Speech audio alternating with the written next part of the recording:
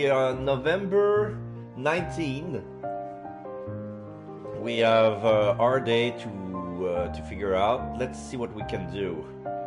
Yeah, we have to work at the lab, like we always do on a weekday, to get more monies. 11 wit, 23 morale, 16 energy, 21 money. There you go. So now we have to recharge a little bit. What can we do to recharge? Because we pretty much use our old budget to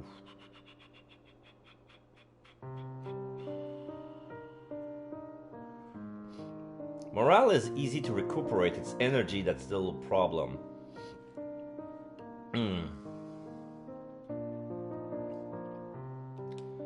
Let's see.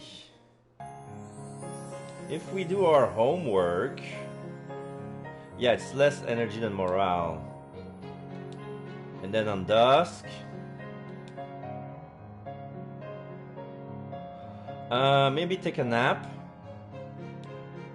73-64. Yeah, so we're at 15% with Kirk, 26% with Ted, 42% with Darren, and 10% with Jeff. Then offensive strong give you super boost to energy and morale when you can afford it. Nothing is better than a good night's sleep. There you go, back at 99-88. I managed to learn something new. I feel I could do better. 89-83. This is a good day. Today's a good day. So we can continue with our... Oh! I maxed the wit stat. You can still do the related job to raise money, but you won't be able to improve the skill any further. Okay. So we maxed wit. Now I remember, like, it was pointless to do homework because... yeah, I remember now. So we were shopping for clues. So let's examine the night activities. And then dusk. Going home to take a nap. 84-79. 196. Phil can do better. 90-91. Let's work at the lab. $27.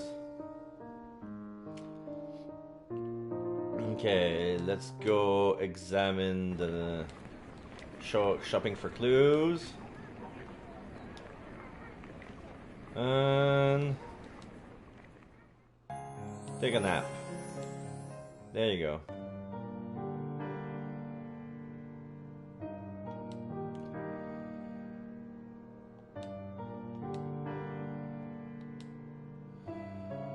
Friday, another day of job, work. $22. I'm at 96. Let's go to the public part and observe people. Yeah, takes less energy and morale. For the same amount of clues.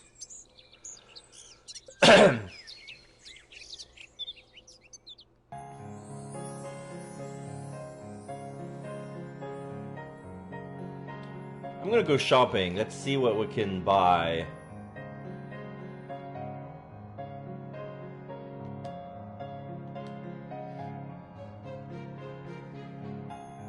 Yeah, we wanted earbuds. We wanted to check if the earbuds works.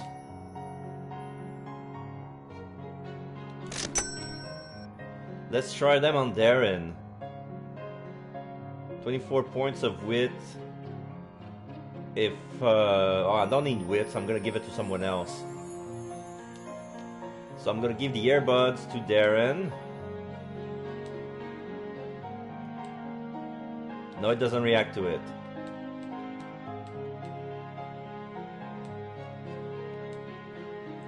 So let's try Ted.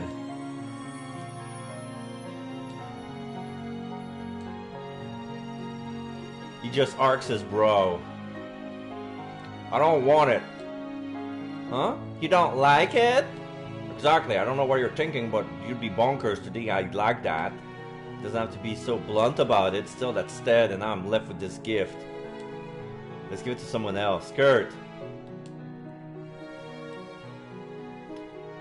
Kurt, hi. Check it out. Hello, Tyler. How you doing? Just in time. We're starting. Nicole. Right now, I decided to go shopping. I bought some earbuds, and I want to give it to someone, and I'm figuring out who. So as long as the item is not spent on someone, I'm not gonna waste any time, so I can blindly try and see who it goes to. So I'm not losing time and money with gifts that works on nobody. If I can use it on myself if I want some boost, but since this one is boosting wit, and I'm already maxed at wit, and I'm not gonna do that. So I called Kurt to give him the gift. Then Kurt, hey, check it out. I got a package of earbuds I saw online. They're not that flimsy, cheap kind either. Whoa, those are nice. I've been looking for a new set of earbuds. I keep breaking mine. He scratches the back of his head with an unabashed smile. Must work out too hard, you know. I don't really get it now. It's great you like these. I had a feeling they would come in handy for you. Oh, you thinking about me? Cute. Kurt ignores my annoyed look and starts to laugh. Joking. Thanks, Nicole. I'll put these to good use. Plus 12. I'm now at 27 with Kurt. Okay. So I'm one on top of Ted. I'm not sure I'm comfortable with that. Feeling tired? Okay, I'm having a good night's sleep. Alright, this is Saturday, so let's go on the hunt for clues. Ask about the disappearances all day.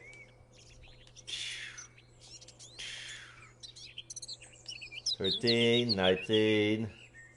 Now I'm gonna move. Party, party, party. Party costs money. I have a long way to go, and if I don't fill the clue bar when I'm gonna reach the end, I'm not gonna get a good ending. So this is why I'm focusing a bit on clues here. 17. Then it's dusk. Yeah, club. Okay. Yeah, I'm halfway there. If you're running out of money, don't worry.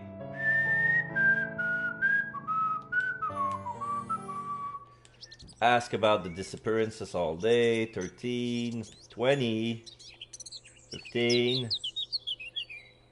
Park. Observe people. 17. Finish at the club.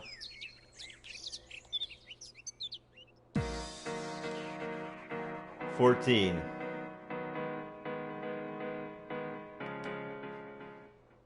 I'm at 59%. Day 85. November 25th, Monday. Good night's sleep. I feel like I can do better. Oh, visiting the places that Yulia Cheers volunteer at seems like it'd be a great idea, but now that I follow through and try to do it, I realize it was a bit too much to ask for. For one thing, no one will tell me jack squat. I tried the place mentioned in the article, but since I'm not part of the police, no one there wants to tell me anything about her. I guess it makes sense that they would be wary. Her disappearance was the most recent. For all they know, I could be in cahoots with the abductor. Oh, how wrong they would be. If only I knew what other places she volunteered at, I could try asking people there, but I get a feeling they'd keep their lips zipped too. This is looking more and more hopeless by the second. And to make matters worse, I nearly forgot I have a shift today at the convenience store.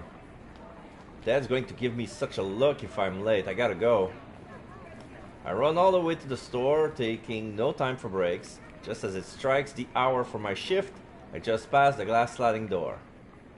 Ted looks up from one of the aisle at the front door, do that welcome beep. Shaving it awfully close there, Nicole.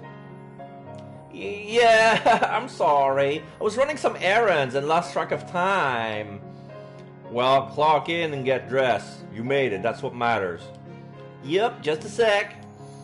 Wait, get dressed? Crap, I don't have my uniform with me! Dad must notice the look on my face because right now he's giving me a pretty scary look on his own. Spread it out. I didn't remember to bring my uniform with me. I sputtered the word out before I second guess it. Dad is going to be mad, sure, but I don't want to think of how furious he'll get if I lie to him. On cue, Ted sucks in a breath, pinches the bridge of his nose, and exhales loudly. What am I supposed to say to that? Shucks, don't worry about it, Nicole. After all, you're my favorite employee, Darnton. I bat my eyes at him, hopefully it doesn't seem to work too well. And nope. I'll let it slide this once since this is the first time it's ever happened, but...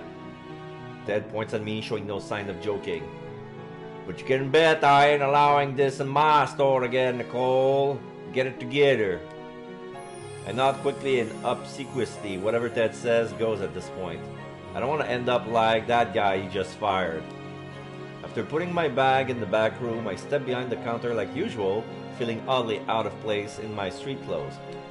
As lame as I think the uniform looks, at least it made me feel like I worked here. Right now I feel like I'm some random stranger manning the cashier while the real employee is out back. I sigh and slouch my shoulders. I can't wait for this shift to be over now, as if I didn't have enough on my mind. Nicole. Oh God, what did I do now? I'm sorry! I blurred the words out without thinking. Ted just blinks at me, dumbfounded in response. You're apologizing, why? I guess I jumped the gun, okay? I thought I screwed up something.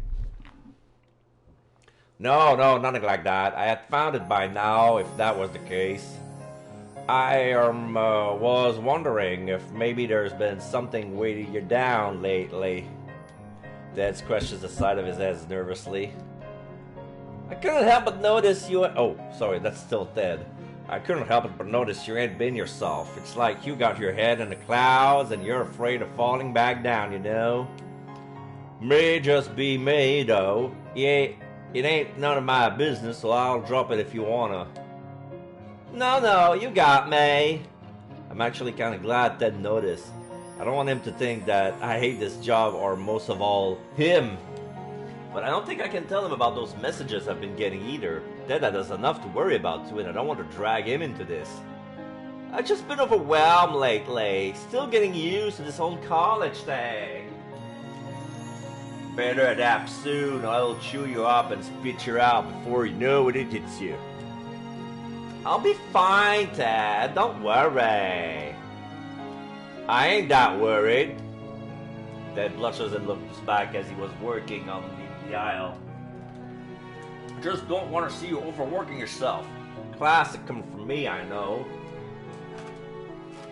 But if that's all it is, then looks like I was the one getting ahead of himself now. I'll pace myself, boss. Good. I don't want you to end up like this one girl I used to know. My interest is immediately piqued. Could Ted be talking about what I think he's talking about? A former girlfriend? Ted jolts upright, face bright red. Of course not. I don't have time for any of that. The girl I'm talking about, I guess you can call her a friend of mine. She used to volunteer at a whole bunch of different places around here. Sometimes she stopped by the store to grab a snack real fast, and that's how I started talking to her. Are you talking about Julia Cheers? Ted pauses and gives me a look that suggests that I hit the nail on the head. How'd you know her name? I I read about her in articles about the disappearance case. You're describing her the same way the newspapers did. She was the most recent victim, right? Ted nods grimly. Sadly so. I haven't seen hide nor hair of her since that happened. I heard her folks pulled her out. Good thinking on their part. I know I wouldn't want my kid in some school that couldn't stop this from happening. I nod distantly, though my mind's on other thoughts. Now that Ted's brought up the subject, there's no harm in asking for more details, right? How well did you know Yulia? Well enough. She came in here that often. I smirk. And you're sure you didn't have a crush on her? He makes that same blush again. Man, Ted makes it way too easy sometimes. No, it wasn't that. I just admired her. The girl worked way more than I did. I'd be getting out of my shift just as she was headed to her next obligation. So she was out late a lot? More than your average person, at least. I warned her a few times that she might be biting off more than she could chew, but she never did believe me, that girl. Did she do anything else weird? Ted narrows his eyes at me. Why are you so interested in what I have to say about Yulia all of a sudden? I'm just interested in the disappearances. I want to know more about them. Well, take my advice. Don't stick your nose too deep into it. Leave that to people like my pa. Didn't you say you didn't care much about those disappearances? What? Me? No, you must have the wrong girl. I laugh nervously to try to distract Ted from my obvious lie. Blame a girl for being curious. Even though if I only wish that mere curiosity was the only thing motivating me to learn more. Can I just ask one last thing? You just did. Besides that, obviously. Ted shrugs his shoulder in exasperation. Fine, shoot. Did you see her right before she disappeared? Was she acting strange? I don't think she was acting any different than usual. Oh, I remember her being worried about living alone until fall semester. Her roommate went back home for the holidays, so it was just her in the room. Did you want to be the one to keep her company during then? Can it? You said one last thing, so I'm going to ignore you and get back to work. I suggest you do the same. Remember, we're on the clock here. And like that, Ted is back to being all business like usual. I'm besides myself with surprise. Somehow, without even trying, I managed to get some dirt on Yulia Cheers. All thanks to Ted, no less. I know he's going to be way mad if he catches me, but I pull my phone out to jot down the things he just told me. I don't want to forget them. Who knows when I might need this information. Nicole, you better not be on your phone. I freeze at the sound of his voice, then quietly I pack my phone back in my pocket. On second thought, it might be better to wait until I'm on my break. Okay, so sunset. Okay, so this is my job.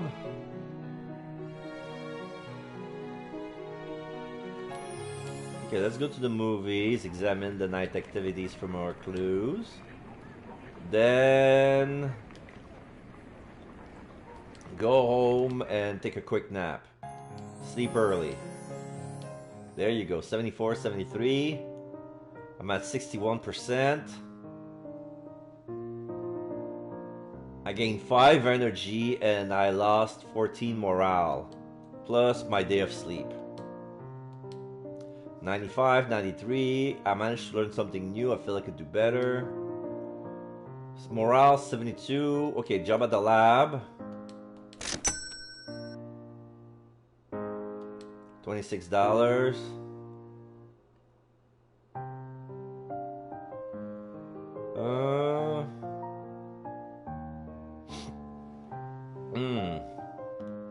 I need to boost morale. Let's see, play volleyball. Play volleyball takes 2 turns.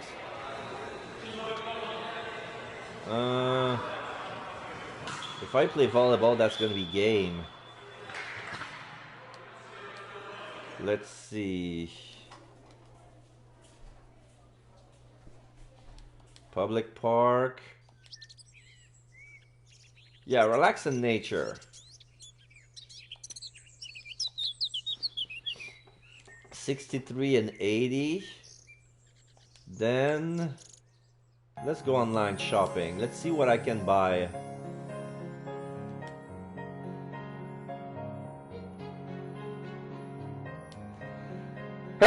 Sorry. Oh, I can buy the antique quill. I hope Darren loves it. Alright. So it's still wit.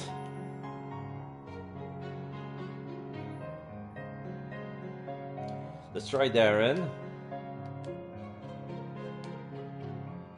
Oh, I showed Darren the quill and ink. Well, I bought him, carefully balancing the objects in both hands. You like this kind of old stuff, right? I don't think you can use it for notes, but if you're feeling fancy, I think it can work. Oh goodness, this quill does appear to be of fine quality. Darren nervously takes the gifts as if he's afraid of dropping it. And it came with its own ink. That's certainly generous. Thank you, Nicole. This will look great on my desk. Plus 12. I'm at 54. Alright, 54. Still at 61%. I didn't learn any new clue today. I managed to do something new. Wish I could do better. Morale at 61. Let's work. 22 bucks. Okay, the morale is at 40.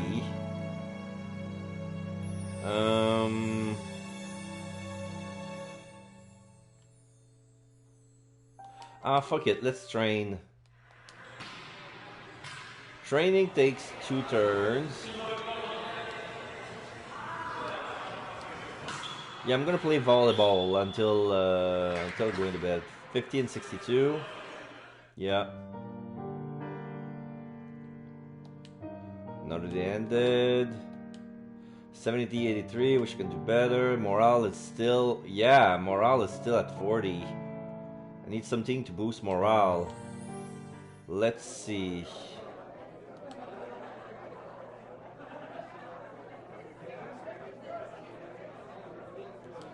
Oh, I'm not supposed to be at the convenience store. I'm supposed to be at the pharmacy. Fuck. I'm gonna take my job as a lab assistant. Morale 18. Oh dear. Where's the pharmacy?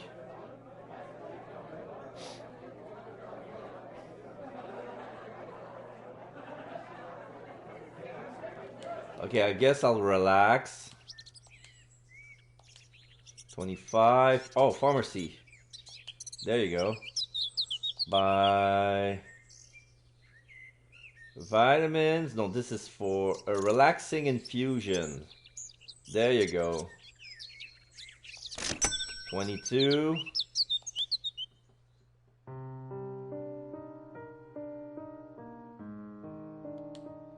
Still no clues.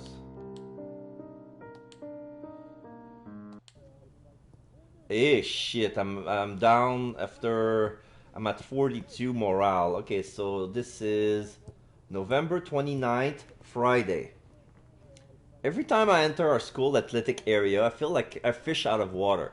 I'm okay with being outside, but I'm not exactly what you call the athletic type, air quote. I'm the type of girl who got all the physical education credits by easy elective courses, but hey, at least I learned how to swing a tennis racket. And I got close to winning a game one time.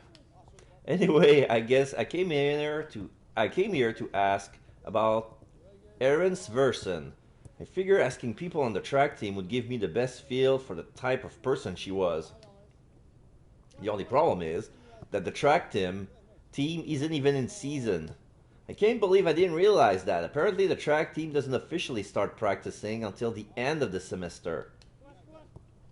That was even on the website too. How could I have missed that? So there's no one around here who's on the team, and I have literally no idea where to find anyone who is. Great. Just great. That means I came out here for nothing. I take one last look around the track before I head back to the way I came. What to do now? I'm not going to find anything about Aaron if there's no one to ask. I walk back to my dorm, all down in the dumps. I'm so lost in all those troublesome thoughts that I don't even realize where I am until it hits me.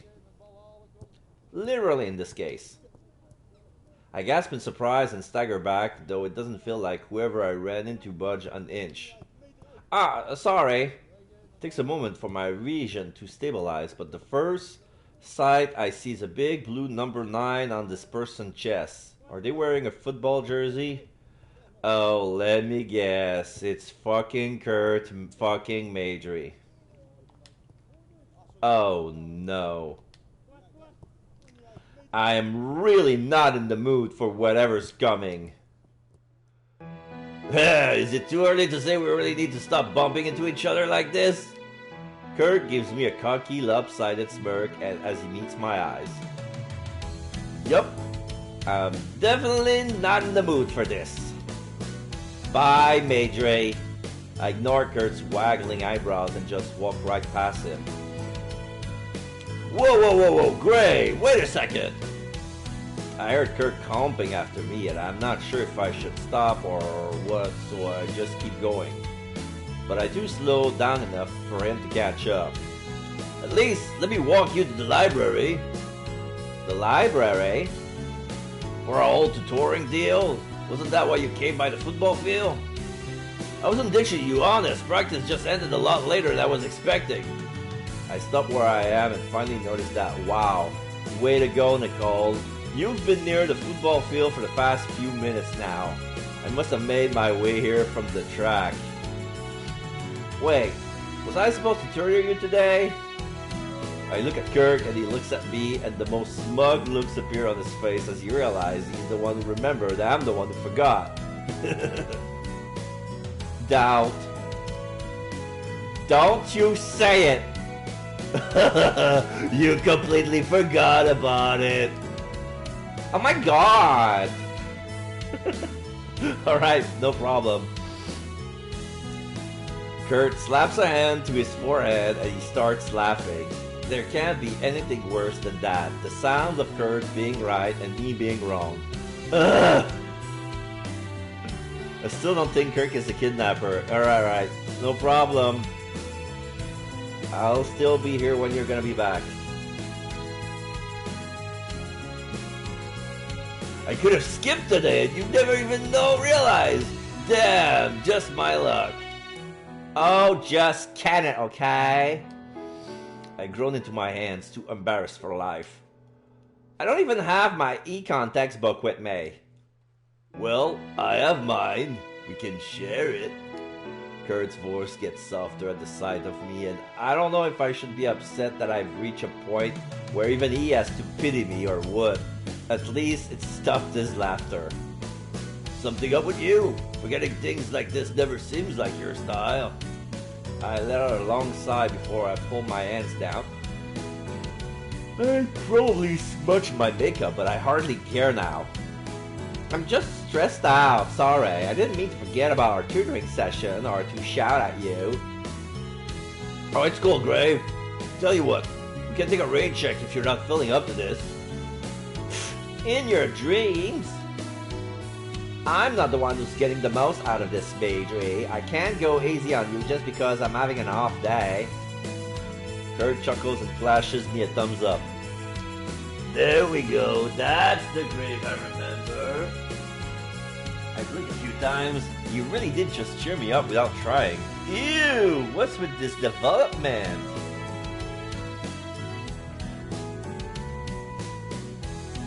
So, if you weren't out there for the Majory, then what were you doing? This isn't your usual turf, unless you're hanging out with that hot roommate of yours. Is there any girls you don't find attractive? I hold a hand up before he can stop. Don't answer that. And for why I was out here... I'm trying to think of a way to sidestep this question, but I can't think of anything that doesn't sound like an obvious lie. I guess I can tell them part of the truth, at least. I'm sure at least you have heard about those disappearances that happen, right? Who hasn't? I never pegged you as the kind of girl who was interested in it, though. I can't be curious about news things. I was trying to see if I could learn some more about the first girl who disappeared, Erin Versen. Her article said she was on the track team, so I came out here to try and talk to her teammates. Sigh, here comes the embarrassing part. But I forgot that the track team won't start practicing until after fall semester. Ha! Classic mistake. You gotta read up on more sports stuff, Grave. Where's your school spirit? I have school spirit, I just don't have athletic school spirit. Wow, that comeback was really lame. Well, even if you did get a hold of some of the track girls, I don't think they would have too much to say about Erin. I don't think she had many friends. He says that with enough certainty to raise my hopes up. Still, I'm wary. How do you know about her? You're only at first year. I've heard stuff from the older guys on the team, alright? Besides, that Erin chick was kind of notorious for being a mega bitch. Don't think she got along well with any of the other girls who insisted on practicing by herself, saying that the others brought her down. Sure, she was a hell of a fast runner, but her attitude stank. I heard her roommate couldn't even stand her last year and avoided their room as much as possible. Wow, literally no one could stand her? Literally no one. Just goes to show that even if you got the skills, it takes more to be a true icon. Take me for instance. It's that majory magnetism that's got everyone hooked. Just let it go, Nicole. He wants a retort. Don't feel the troll. Do you know if she practices by herself very often? Don't got a clue, but it sure sounds like she did. It worked better for everyone that day. Erin got everyone to stay out of her way, and everyone else would spare her wrath. A total win-win. I heard the park was her usual training spot. She ran through that place non-stop, all day, all night. And weirdly enough, that was where she showed up again. Maybe the doctor did that on purpose? It would make sense. You sound way too interested to be just curious about these disappearances, you know.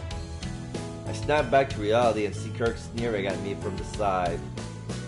Don't tell me you're one of those weirdos who get all into strange phenomena and junk. I really am only curious. I'm not that weird, you jerk. To think I was actually going to thank you for all the info you gave me. Kurt takes my insults in stride and quickens his pace so he's up at front. He turns around, facing me, and walks backwards. If you want to thank me, make sure to teach me enough to ace the next exam. Couldn't you have given me something easier to do? I stick my tongue out at him before I hurry up to match his pace. Without missing a beat, Kurt spins on his foot so he's facing forward again. Well, you can always do. No! I laugh at the look of Kurt's crestfallen face and shove him with my shoulder. I know I complain about him, but he's a nice guy deep down. Maybe deep down is more like it.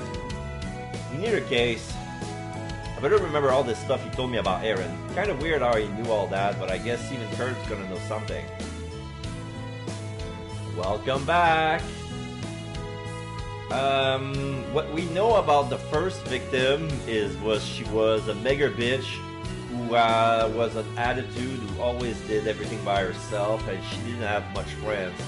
And she pissed her roommate so much she was avoiding her on purpose, just so she'd be left alone.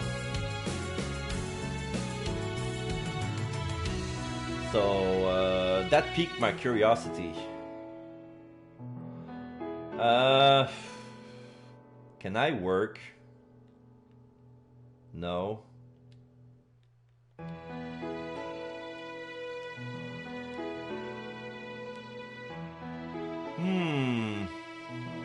If I do bubble bath now... Okay, it's only one turn. Okay.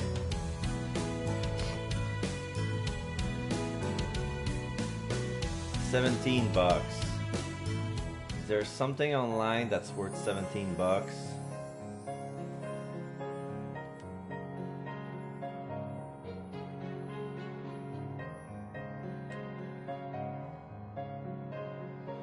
There's the school pennant for 10. I'm not gonna waste my money on that.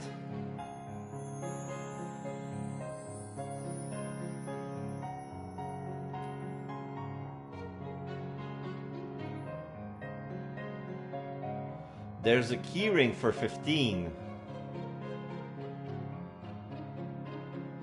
I'm gonna try my luck.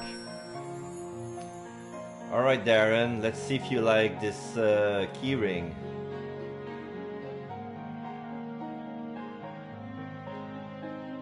Yeah, it doesn't react to it.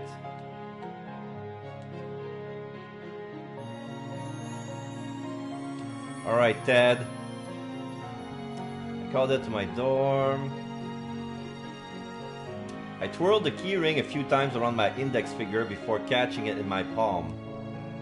It's a keyring, super basic, but I figure if it fits you better. More utilitarian with no fancy charm. I was never a fan of keychains and the like. They look like they get in the way. I just need to hold my dang keys, not make a fashion statement. Ted takes a good look at the keyring and gauge its size. Yeah, I think my keys can fit on this. I've got a few, so it'll be perfect. Thanks, Nicole. You're becoming more practical. I like seeing that. Plus 12.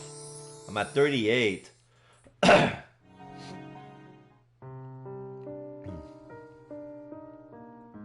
I gained 1 zeal, no clue.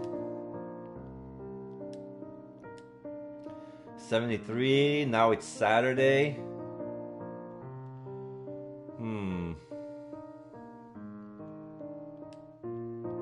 I cannot work on the weekday, so might as well go and do the disappearances. Yeah, takes more energy anyway than morale. 20, 16.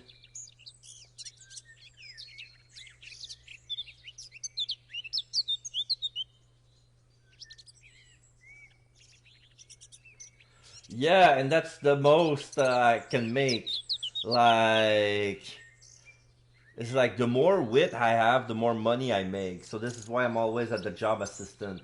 Like, the maximum I can have is like it's between it's always a random number. But yeah, I mean, if I worked at the convenience stores, it's between 9 and 15. If I work at a clerk, it's the same, and if I work somewhere else, it's the same as well. So I'm always going at the lab assistant. It drains a lot of morale and a lot of energy to get a little bit of money. And yeah, public park, observe people,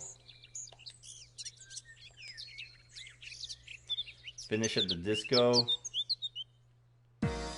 looking for suspicious behavior. Alright, I'm at almost 70%.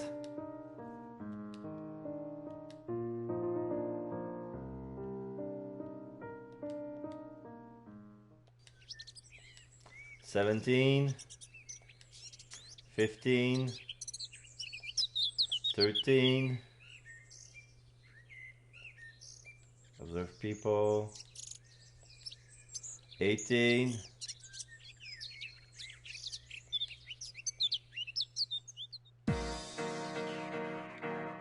$19. I finished the day. Okay, I have 77%, and I finished the day with 59 morale.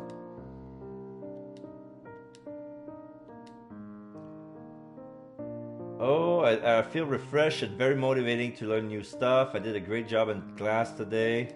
I'm at 69. Okay, that's good. Laboratory. Like, yeah, with my, I'm gonna compare. At the lab, I can make between $14 and $27. Cafeteria, as a server, $7 to $18.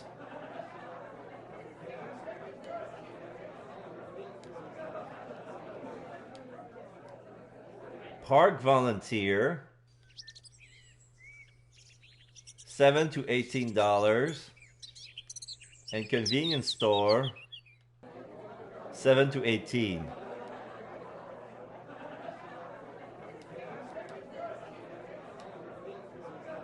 So yeah, I'm going as a lab assistant. $16.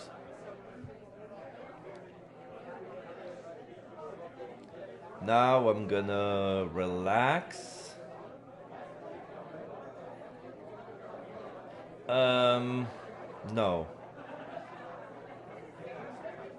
Maybe one more clue. Yep. Then I'm gonna go to bed early.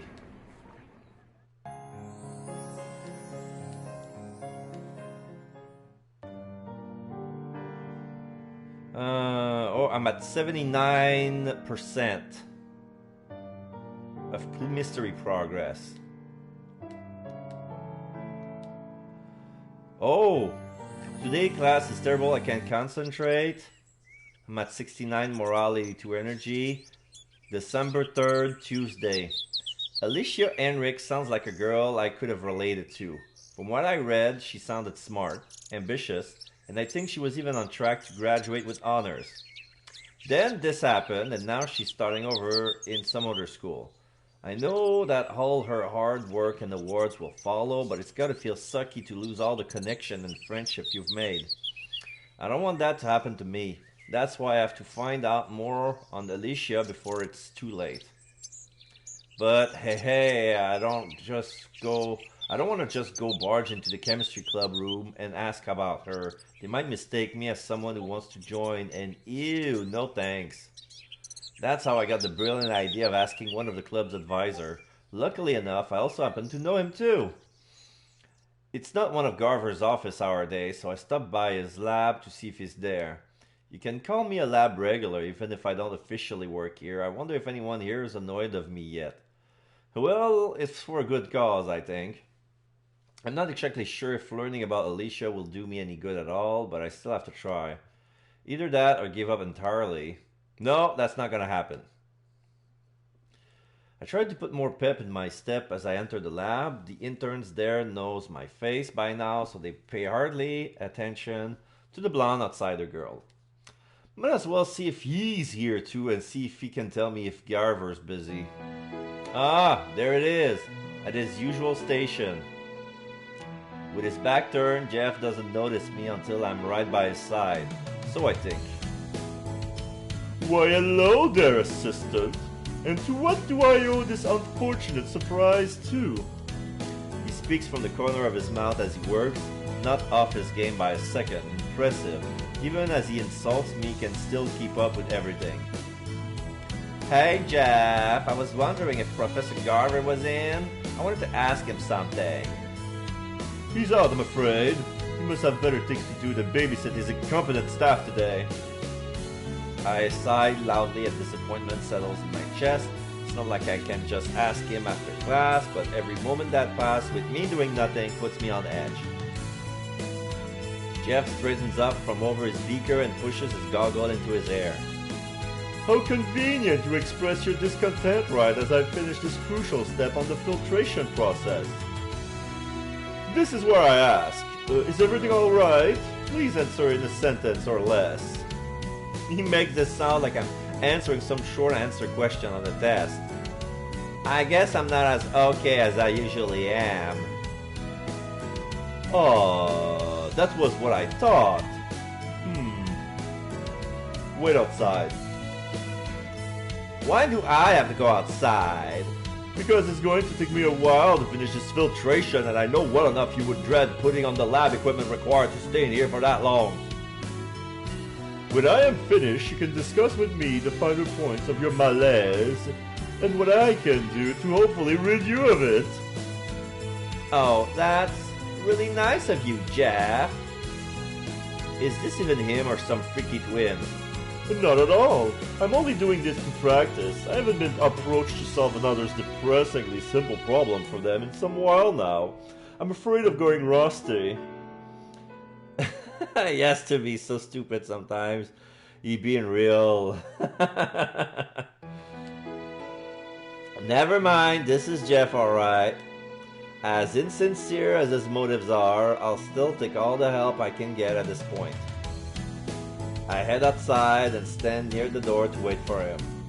Some people pass by me, and I'm sure I look like some weird girl waiting out in the hall by herself, but I eventually hear the lab door open and look. When I see it's Jeff, still wearing all his gear, I shove my phone back in my pocket. That wasn't too long, it was only like 40 minutes! I'm simply much more efficient than I gave myself credit for. There's a smack of latex as Jeff begins to peel the only glove he has on. You're free to begin at any time, I'm listening, though I may stop if you begin to bore me. The reason I'm kind of blarg is because I'm just stressed out in general. If I'm not telling anyone about those messages, there's no way I'm gonna tell Jeff. But I came to talk to Professor Garver because I wanted to ask about someone in the chemistry club. And with that, you have managed to completely pique my interest. For what reason do you have need of this info, and of whom? I garner it isn't for blackmail purposes. If I was the blackmailing type, you'd be so busted by now. I want to know more about Alicia Henrik, one of the girls who went missing last year.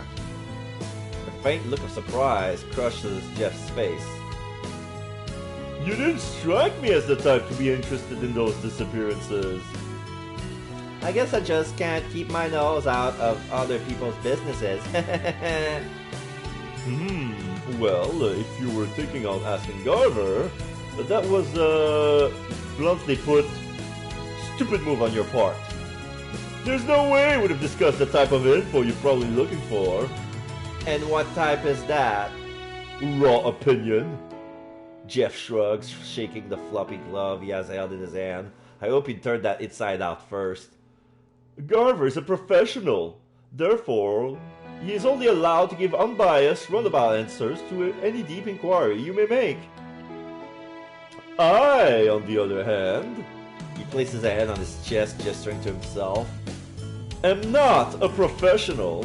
I can tell you what you need to know with no need for the usual rigmarole. You should be delighted that I'm offering you to help in the first place. I will be sure, but I don't know if I can really trust Jeff, of all people, to give me accurate information. Were you in the chemistry club, Jeff? With talent like mine, how could I have not? Is what you would expect me to say now. Truth be told, I was not a part. I have no interest in organizations such as those. It's much too exhausting being around the same group of people for so long. However, I have heard of some of the exploits from the big man himself. You mean Garver? I hold it close to Jeff so there's no chance of us being overheard. Did he mention anything about Alicia? Only that she was his prized pupil. Very smart, very bright. Someone like you, I suppose, except not. Ah, Jeff, you flatter me.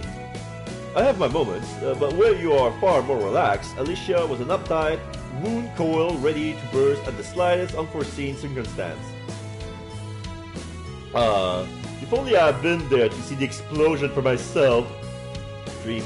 Jeff dreamingly sighed like he were not talking about someone having a vicious meltdown. Anyway, she was the type who didn't have much free time. I remember seeing her in the library in the late hours of the night, tolling away at her studies. I would consider it a sad situation if I cared. I doubt that she had much time to relax. So she never had that much free time on her hands. Who knows? But I would say she spent a good amount of time out of her room and on campus. I suppose everyone was used to it and decided to simply see her when they see her, as they say, hair quote. Late night studying in the library. And then running around working for her clubs. Yeesh, I would not want to be her. And now you see why I'm morally against organizations such as that. Don't you intern here, though? Yes, but this is not a club. It's an internship. I can claim work experience from this. This at least provides a means to an end.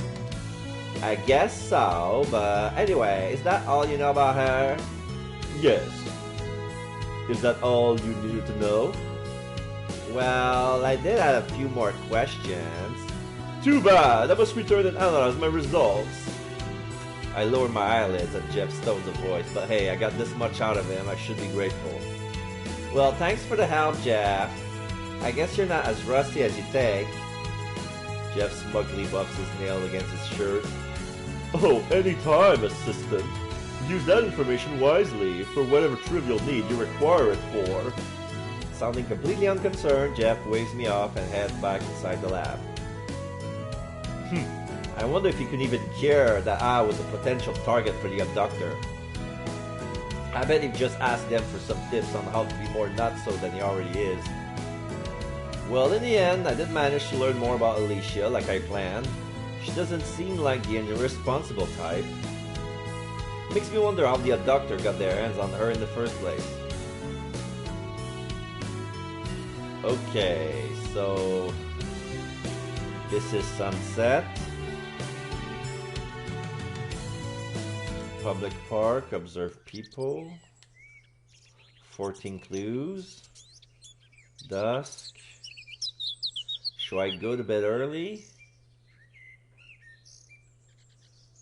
How can you kick Jeff's ass? He's reading me the karate. He wants you to do karate chop on his face.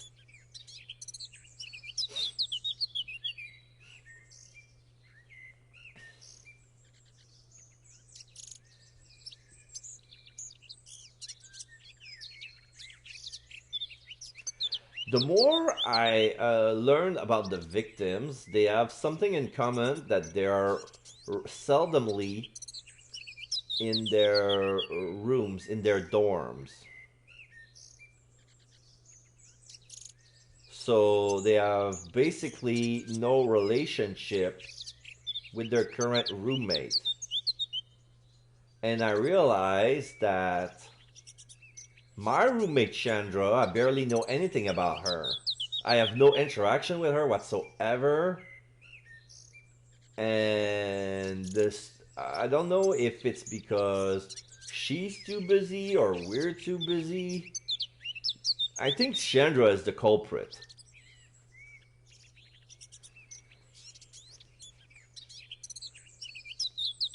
I have no idea how old she is, but we've been put together, and that would make sense. Like, she would be able to freak us out by telling us how we dressed because we sleep in the same room, you know?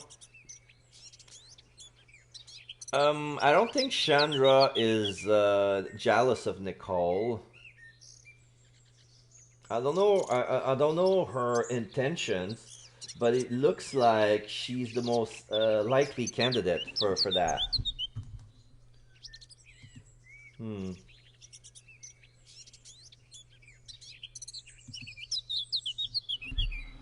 So what am I gonna do today? How am I gonna finish the night? I have 18 bucks. Go to bed early. Fuck it, let's go to bed early. Alright, 90 morale. I have 81% clues. You still have Jeff. Alright, good. Day 94. Today class is terrible. I cannot concentrate. Okay, so this is Wednesday. This is... December 4th. Okay, I'm gonna go work. 19 bucks. Movie theater for clues. One more. I don't know, 62, 64.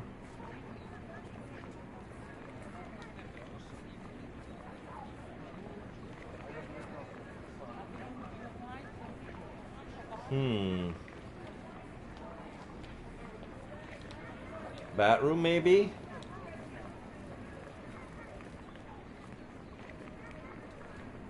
It's gonna cost $4, but might help.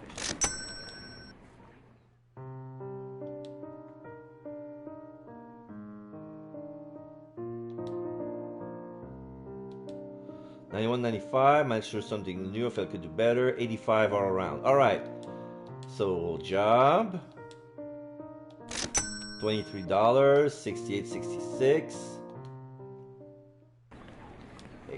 Night activities. Oh, let's risk it. 50:41. Going to bed. Day 96. 85% clues.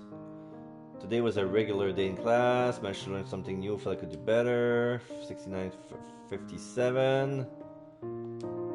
Going at job. 16, 18, $21. I'm at 77. Going for clues. Going to bed early.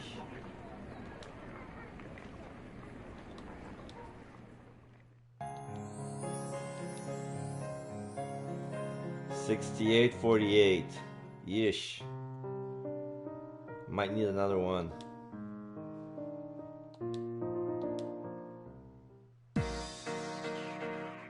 Okay, so December 7th, Saturday morning. Under the sound of my music, I hear a faint buzzing that can't be part of the song I'm on. Is that my phone? I pull an earbud out and check on my bed, and I see that my screen lit up with the announcement of an incoming call. Oh, I recognize who it is. After awkwardly tugging out the second earbud, I place them as carefully as I can on my desk before snatching up my phone. I feel like the answer, I feel like I just answer it in the nick of time. Okay, it feels like I answer it just in the nick of time too. Hello? Anderson. Hey there, Nicole. Oh, haha, that's definitely my dad, Lieutenant Anderson Grave, as the title suggests. He's in the military Air Force, to be specific. He's stationed at a base nearby, though I'm not exactly sure what he does. Last I heard, it was providing some basic training, but he's great at fixing machines too. Hi, Daddy! Not yelling at anyone today? I just finished with that, actually. I doubt either of us will forget the time he actually answered me using his drill sergeant voice one time. I thought I had called the wrong number. Mom totally let him have it for that. Guess that's why he's extra careful about it now. I wanted to see how you were doing it with school. First year of college can be real doozy. Aw, Daddy, I know you're busy. It's fine if you don't call. I can spare a few minutes for my little girl. I'm sure the boys appreciate the breeder anyway. Okay, well, what can I say? Obviously nothing about you-know-what. School's good. Let's talk about school. I told you my schedule, right? Did you? Hey, I told you about it the night before the year started. Remember when you took me out to dinner? I sighed into the receiver. Ouch, you're terrible, Daddy. Your old man's called old for a reason. Well, my schedule's not bad. I'm having any trouble with my bio class, but I kind of expected that to happen. I've got a few odd jobs lined up whenever I need the money. Oh, thank God. Now I don't have to worry about you running me dry with all that online spending you do. Mom told you about that, huh? Help pay for some of it. Your mother and I may not be together anymore, but we can still be adults when it comes to our kids. The way he says that with such finality makes my chest go heavy. I do my best not to show it though. You guys are the best, seriously. I try not to spend so much from now on. If I give in to weakness, I'm super sorry. Just try your best to resist temptation. I know you got it in you, Nicole. Oh, right. There was something else I was meaning to ask to talk to you about. There it is. I can hear it. He's using the same tone Mom did right before she asked about. That area has a string of girls disappearing, right? Ugh, I was hoping this topic wasn't going to come up. Oh, not you too. Your mother told me about it, Nicole, and I have to agree that this is something you should be worried about. You never know what could happen. Trust me, I do. My eyes widened. Crap, I did not mean to say that out loud. What do you mean? I mean, I've been learning about the disappearances to keep safe and all that. I don't want this to happen to me, obviously. Even if it already has, I think to myself. It's great you're taking some precaution, Ani, but be sure to look out for yourself. You never know what... I hear someone talking to Dad coming off from our conversation. He must cover up the phone with his hands because I can only hear a muffled voice from that point on. Nicole, honey, are you still there? I snap back to attention when I hear his real voice blare through the phone. Oh yeah, is everything okay? Something needs my attention now. I'll have to go take care of it, sorry. I won't lie, hearing that is kind of disappointing since we were just getting to talk. But on the bright side, at least my dad will stop interrogating me about the disappearances. No biggie, Daddy. I'll talk to you later, okay? Yeah. See you later, Nicole. There's a click on the other line, and there goes my dad. I throw my phone back on the bed and flop face down beside it. Slowly, I roll over onto my back, so I'm looking out at the ceiling. Sigh. What am I going to do? Sure, I've learned about those girls, but I don't know. I don't feel like its help matters much. Maybe I should have told Dad. Then he could sick the whole Air Force on this guy, and I wouldn't have to worry about this whole thing. Like that would happen. Pfft. I don't need anyone's help for catching this guy. I'll show him his mess with the wrong girl all on my own. But wow, my eyelids feels like they're closing on their own. How tired must I be to... Well, I guess a nap won't hurt. I shut my eyes, and my body drifts along towards slumber, away from all these worries and cares. I don't know for how long I'm out for, possibly hours. When I wake up and glance out at my window, I'm greeted with the dull glow of a setting sun. That was definitely more than a nap, for sure. I feel even more exhausted than I was at the start. I sit up, dropping my legs over the side of the bed, and rub my eyes. My phone. Where's my phone? Blindly, I grope around my bed for my phone as I continue to rub my eyes. I hope no one tried texting me while I was out cold. Luck has it that no one did, but it does look like I got an email. Is it for class? Oh, even better, it's from Roller. At least that's what I think, until I actually get to reading it. From Nor Jokes. Stop butting in when you don't belong or you'll regret it. The username is... Okay, it's R and N to make No More Jokes. Another fake blog. No More Jokes?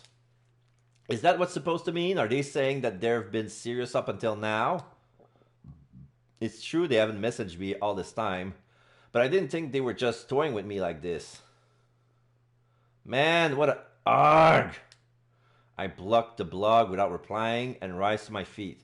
Off towards my laptop. I haven't forgotten about that tracker I had installed on my blog. No siree.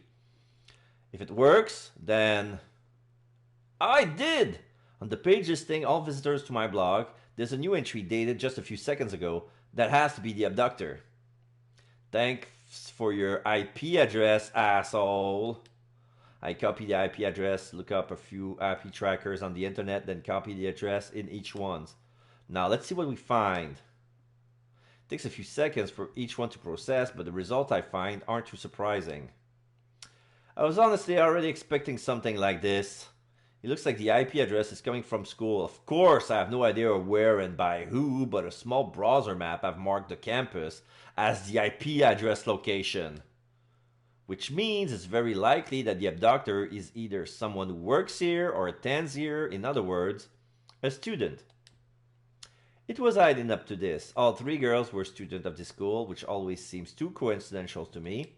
Maybe if there was a victim from out in town, I would think otherwise, but nope. It's like this abductor wants to be caught. They're making it way too easy.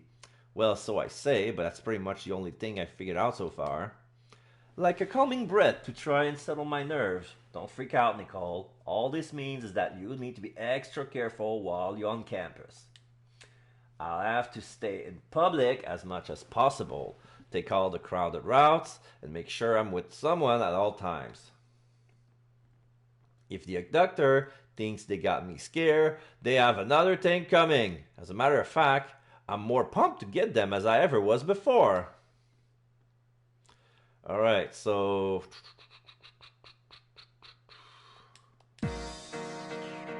let's continue my song. I'm gonna take a sip. Oh, my bottle's almost empty. Bad boy bass.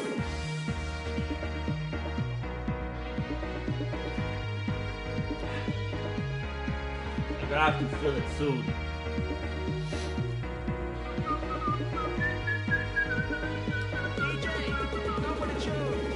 DJ, 15 clues. I'm at 88%.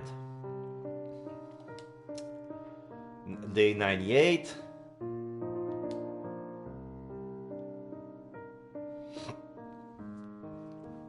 All right. December. Okay, this is Sunday. So this is a lookout day. Ask about the disappearances. 14, 20, 17. Park. Observe people. 17. And 16. 96.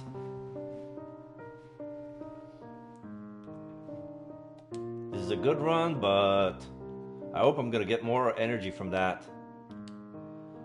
Yeah, morale 100, energy 85. I managed to learn something new, but I feel I could do better. 87, 79. Let's go to work. Let's get some money.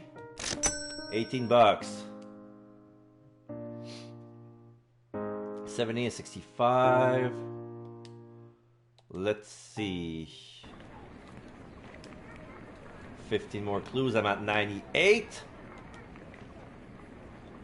Let's go online shopping. Okay, there's a cane I can have. There's Under Armour, coffee thermos. This must be all things for Kirk. There's a rucksack.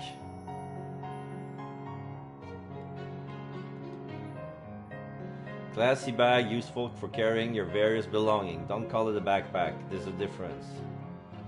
Okay, let's try this with Darren.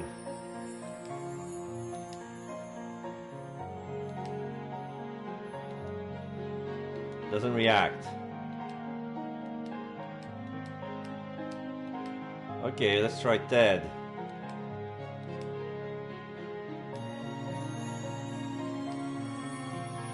No.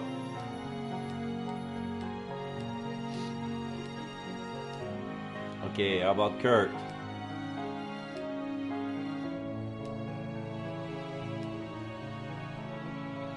I showed Kurt the gift I got for him, but all I get in return is a wrinkle of his nose.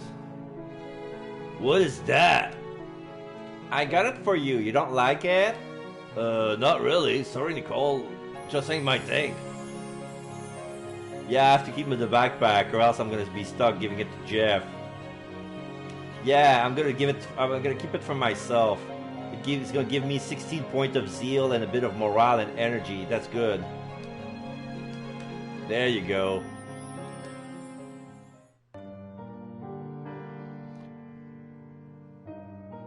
$73 zeal.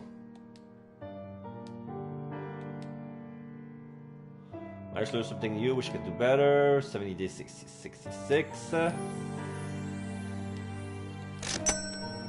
18 money. 53.48. So let's do a little bit of recon. 14. Then go to bed early.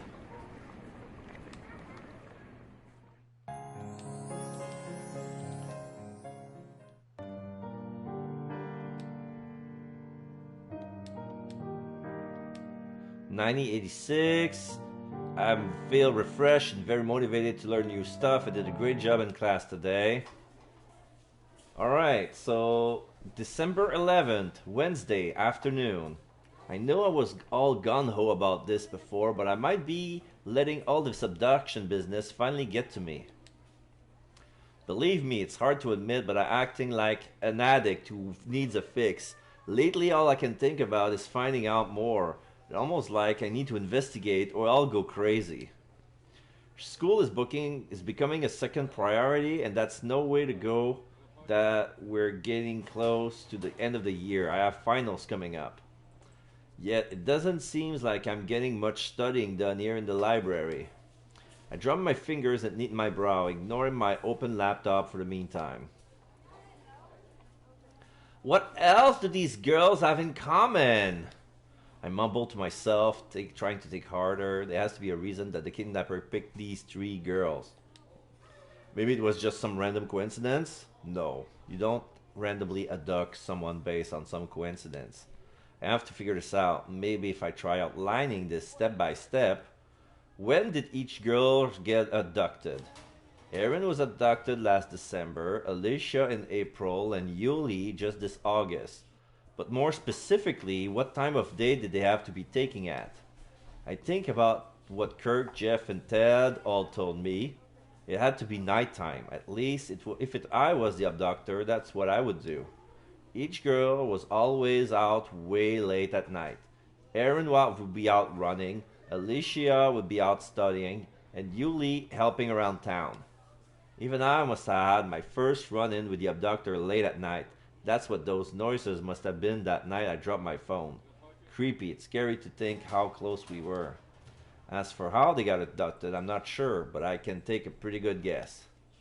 When they were found, each girl was reported to have traces of a soporific in their body. They must have been put to sleep and then dumped in their respective places. I figured that could have happened to their abduction too. Somehow, late at night. They were attacked by the kidnapper and drugged with a sleeping agent, then dragged off somewhere, I guess. That gets me thinking. Where did the abductor hide these girls? It had to be somewhere out of public eye and discreet. Even the police haven't figured this out. Wait, have they? I don't think I read too much into the investigation themselves, just the abductions. I better fix this. On my laptop, I searched for more of the mysterious disappearance case, as it's been dubbed. However, this time I looked through the search result for more dealing with the investigation. This one seems detailed. It's from the local news too. Skimming through the articles doesn't bring up anything useful until I get to the very end.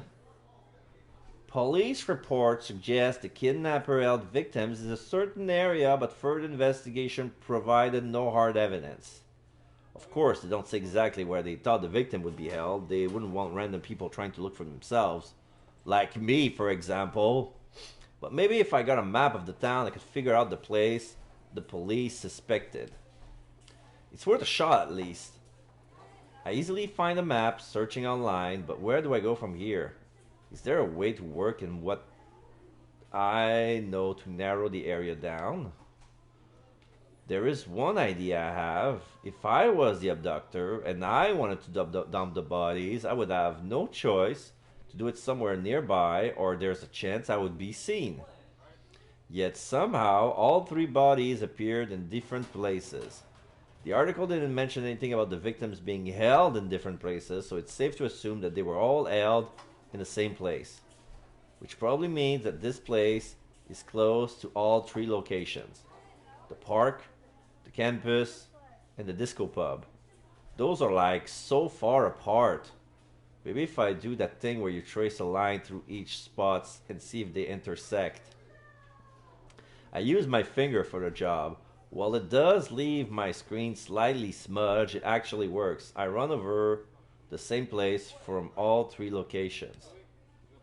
The place they intersect happens to be... I click on the address and look at it for street view.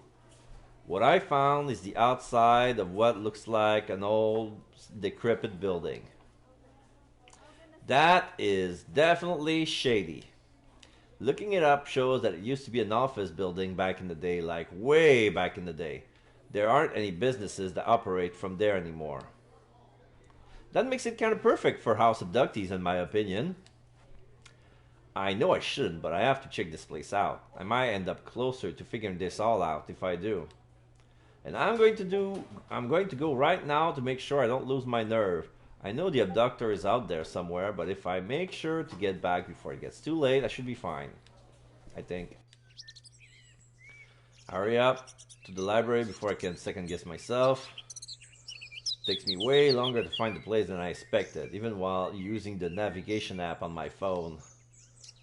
Now that I'm here, I'm thinking it was probably a bad idea to rush out like that.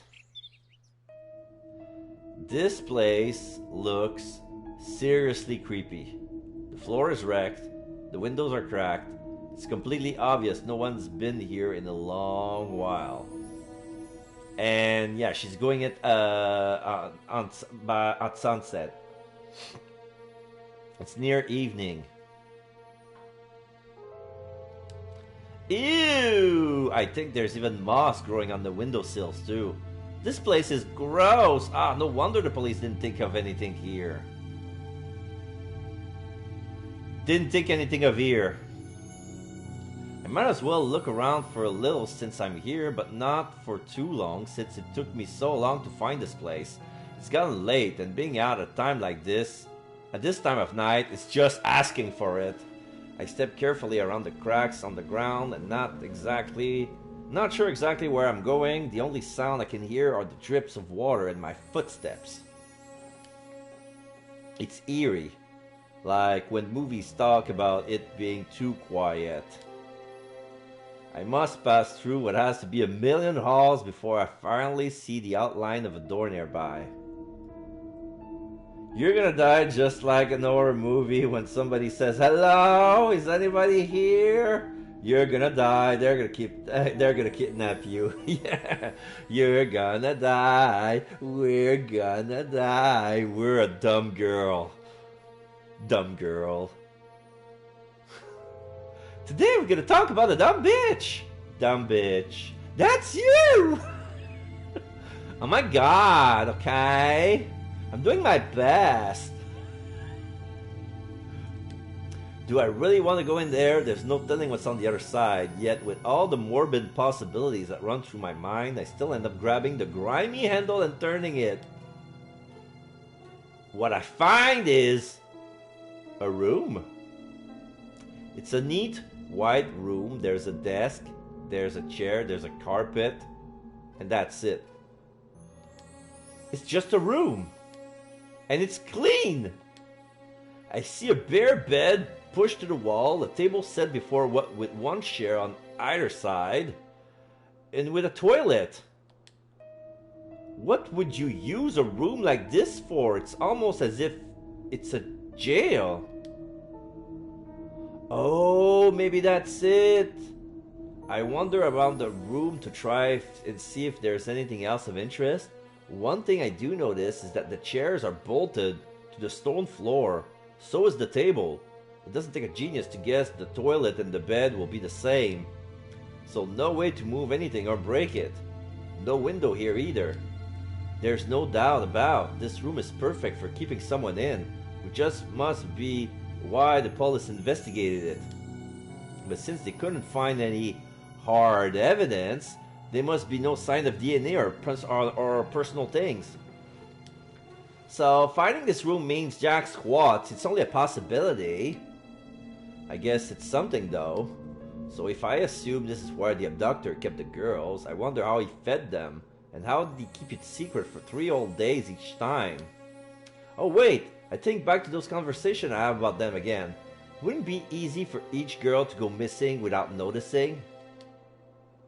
Nobody could stand Erin, so they probably didn't bother keeping tabs on her. Alicia was always out and about doing her smarty pants thing, and Julie was living alone when she was abducted. Add that with what I already figured out before, and it seems like the abductor picked girls that he could easily take and wouldn't be easily noticed. If that's the case, why pick me? Chandra and I talked like every day. She would notice I was missing right off the bat. That doesn't make sense. As much as I think about it, I can't seem to fit it together. I shake my head, stopping myself before I get too far ahead. This isn't the place to do this. Anyway, I should get out of here while I can. I quietly exit the room, closing the door behind me. Walking back through this place is not going to be fun, but hey, maybe there's another way out. I should at least check. I head opposite the way I came, using my phone as a flashlight. It's just for the sake of finding my footing. There's nothing in this place that I want to really see. Going farther in it is just as confusing as it was coming in. There was more doors on the wall, but creaking them open with my foot only reveals dirty, empty rooms. Whoever they are, at least they know how to pick a place with the right mood. An abandoned building. The place you would first suspect something sinister to happen. Maybe the reason they found no evidence here was because this place has nothing to do with the abductions, though? I could be on the completely wrong track. What am I even doing? I'm just a girl. I should have gone to the police right away the moment I got that threatening message. Not trying to solve this all on my own. Maybe I'm way over my head. I forced myself to break out of my session of self-loathing once I noticed the door similar to one that got me in here. Oh, a back entrance! I thought something like this would exist. I feel much more relaxed outside than I am in the abandoned building. I'm so confined and suffocating inside here. It makes me feel like I'm some heroine in a scary movie. Heroine. Huh, maybe I am right now. It looks like this entrance leads out of the back lot of the building, so I find my way back of the front, next to the street. Phew, the street lights are on. I keep under these, and I'll have safely made my way back to the campus. The problem is getting back to my dorm on my own, but I've been practicing a few routes. I grab my bag and I'm about to head out the building's lot when I suddenly hear a noise. Did something rustle? God, this is such deja vu. If I hear it again, I'm going to do what I should have done last time and scream for help. But I don't. I don't hear anything afterward. I exhale loudly and my body sags as the pent-up anxiety dissipates.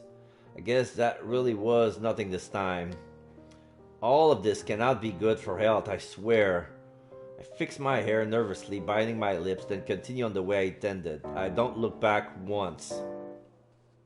I tell myself it's because I'm trying not to be overly paranoid, but honestly, I think I'm just scared of what I would see if I did.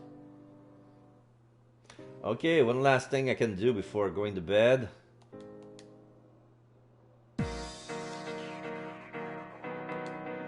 You have maxed the clue stat. You can still do the related job to raise money, but you won't be able to improve the skill any further. There you go, clue is max. Day 101.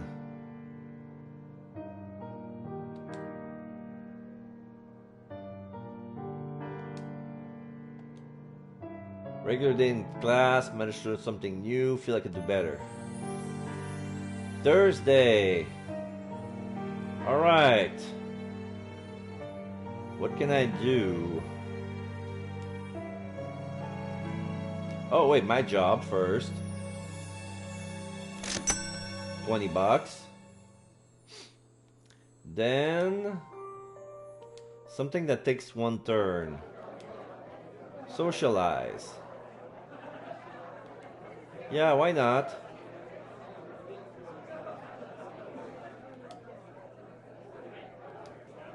Then with $98, I'm gonna go shopping online. What else is there? The cane, the piggy bank, the Under Armour.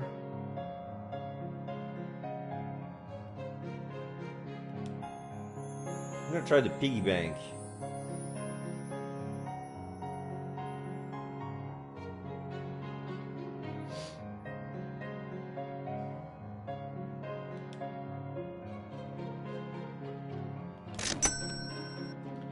Okay, let's try Darren.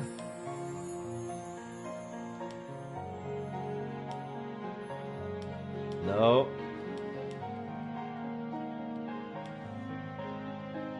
Ted.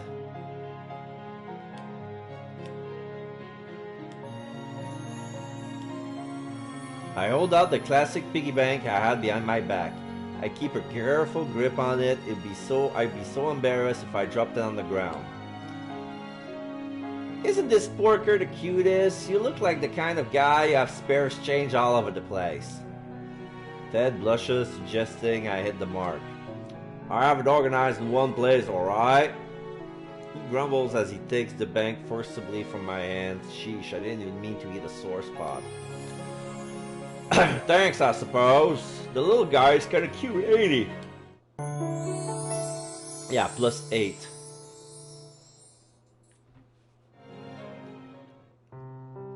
Okay. I'm at 46 with Ted.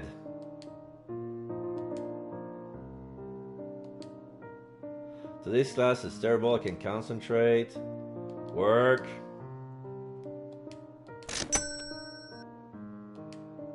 Money.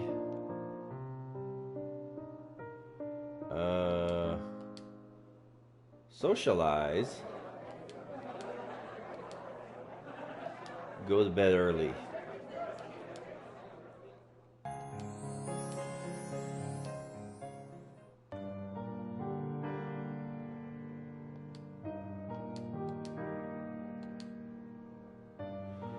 Okay, now what can I do? I have 100% morale and 80 energy. My message is being reviewed. I sent you. Oh. Darren is a real douche. I don't know why you picked him for Nicole. It doesn't like none of your gifts.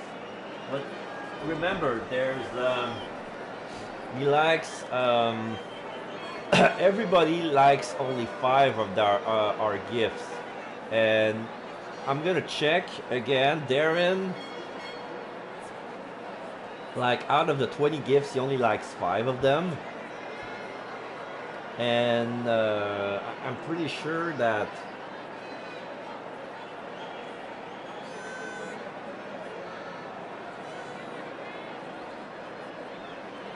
I'm gonna check again.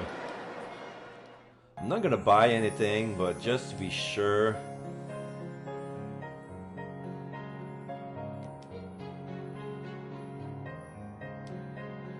Yeah, so what was the thing? The socks was 1.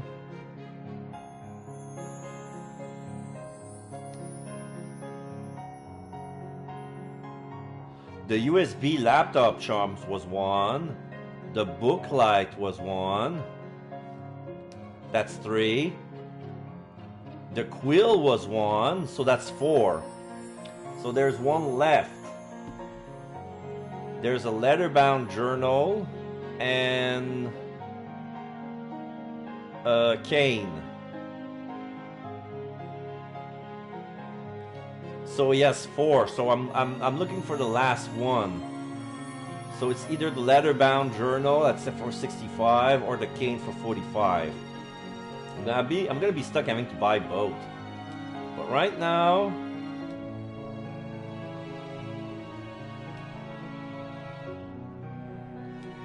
I'm gonna boost my amity. I'm trying to figure out how.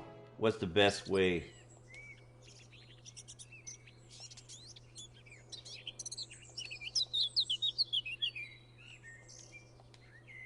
Oops.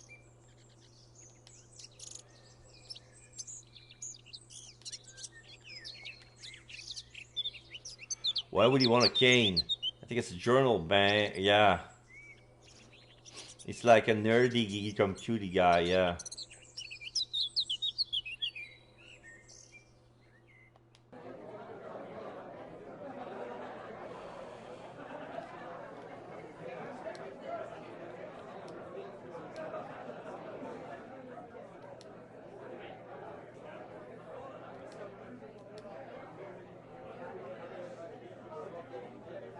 I'll guess I'll tidy up my room to lower the morale a bit.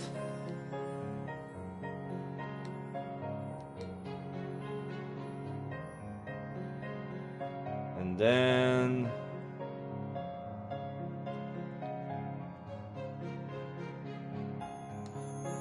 Alright, let's try the leather-bound journal.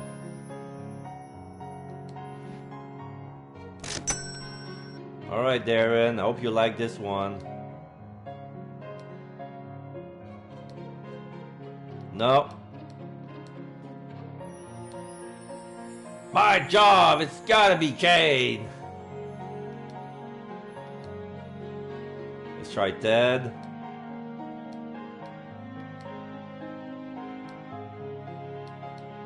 No, he doesn't want it. Alright, Kurt.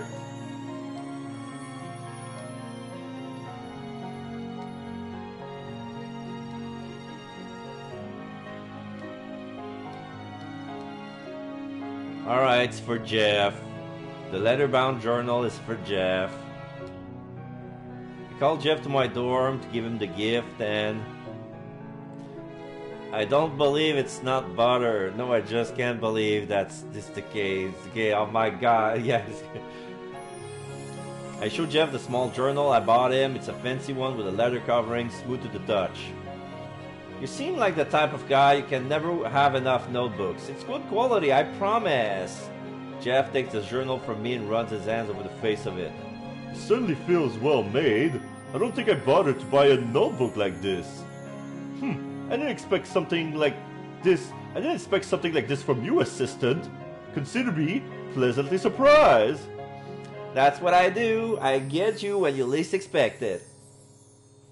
Huh. My thanks to you then. I'll use it well. Plus 12.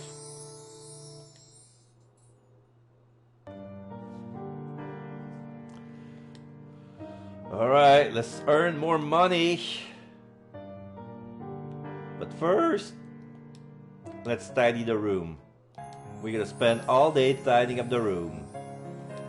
Our room's gonna be neat and ready for when the doctor is gonna come in and take us away.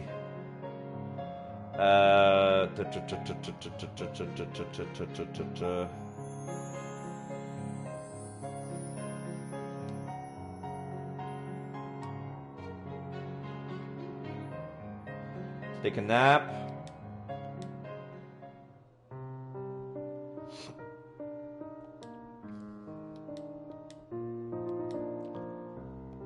Alright, 7880, working at the lab.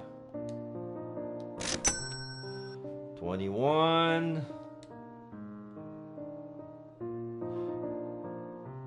Oh! Hello, Sturlock. Welcome back. This is a raid. Hello, Sturlock. How you doing? How was Fire Emblem Warriors? Did you manage to get through this particular room that you couldn't get out of? How was your stream? Here is this is visual novel. We're a law student from California who studies in Florida, and there's an abductor there's somebody who kidnapped girls, inject them with some drugs, and then put them back, and they don't remember anything. And now we're trying to figure out who it is, and we're in the crossfire. We've been threatened. They say that we're gonna be next. We're gonna be the fourth victim, and we're still trying to figure out what it is. So there's a mechanic of stat building. Like, we have to spend our day like keeping our morale and energy up while boosting stats and still investigating at the same time. Right now I managed to max my wit stat and the clues, and I don't know when the doctor is gonna make the move, but in the meantime I'm trying to have a good relationship with my friends, because I might need backup. Like, if I'm gonna be kidnapped, I'm gonna have to rely on a friend, and my strongest friend is at 56%, and the only way I can raise it is to buying the perfect gift. So I'm trying to figure out which gift it is. Looks pretty cool. So yeah, it was... Oh, you skipped ahead a lot. Lots of carnage. Yeah, lots of destroying enemies and bashing monsters. Yeah, I saw some of that. You were still playing as Prince Rowan, I believe. Like, how is the story so far? Like, it's nice that you can skip some fights, but what about the story?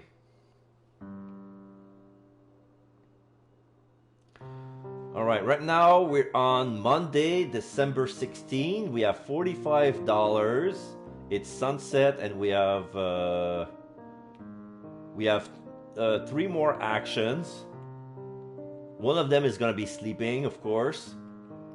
So we have 2 more actions. So let's see what we can do.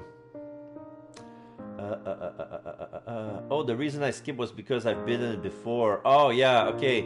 So you can replay it, but you can skip it if you cannot beat it the second time. Yeah, the story's pretty cool. Interesting. So here I can go to the cafeteria. I can eat something, drink something. Socialize with people. I think that's what I'm gonna do.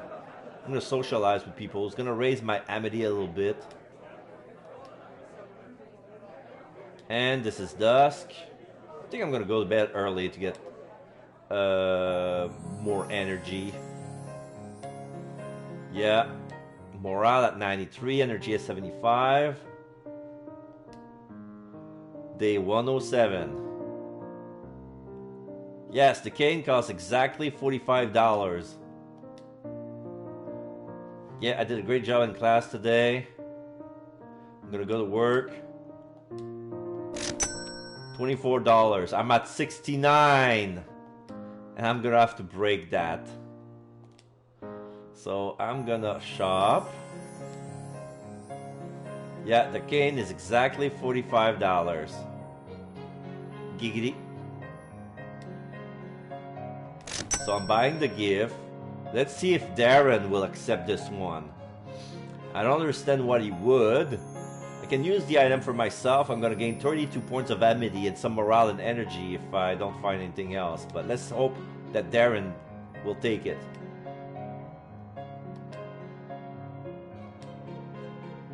No.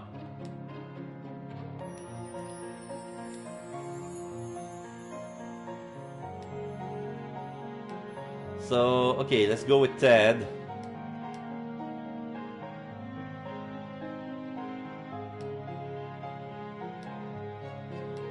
No.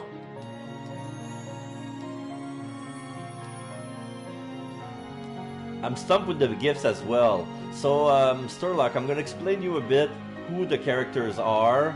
We're playing a girl, and we can date some of the guys. They're all cute in their own way, but they're like 4 poles of they're four very different kind of guys, and they have 4 red flags that we cannot ignore.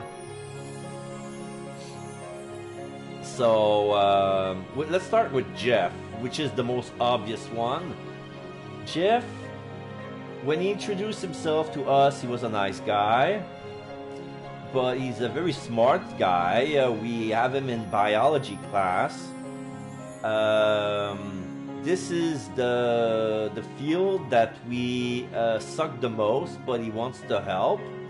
And we soon realized that his kindness was actually a facade. He's actually a narcissistic genius who wants to blackmail us because we know a little secret about him, and he kind of did that on purpose so he can use us.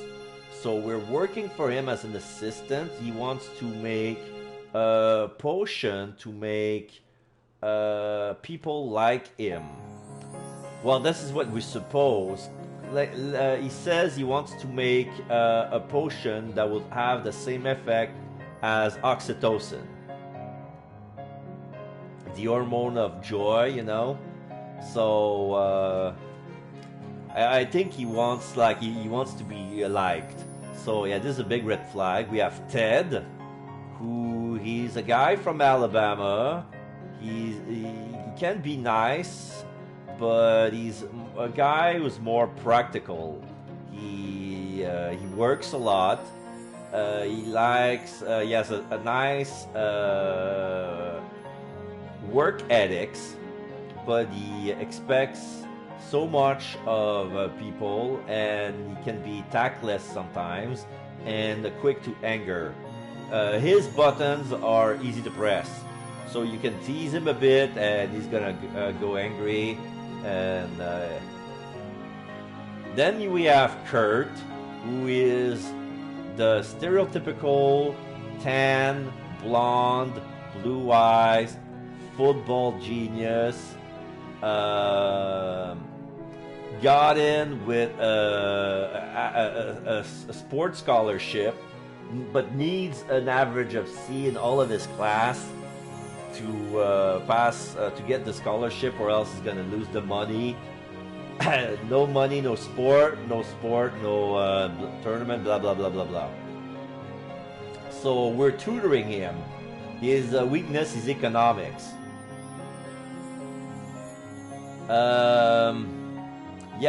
Ted, we have him in our criminology class, because we studying law. For some reason, he's in our criminology class. And in our anthropology class, we have Darren. At first, we met Darren online.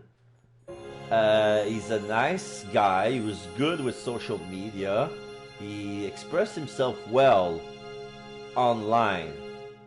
But when it comes to people skills, talking with people person to person, like in real life, he's awfully shy. He barely says a word. He makes us and everything around him awkward.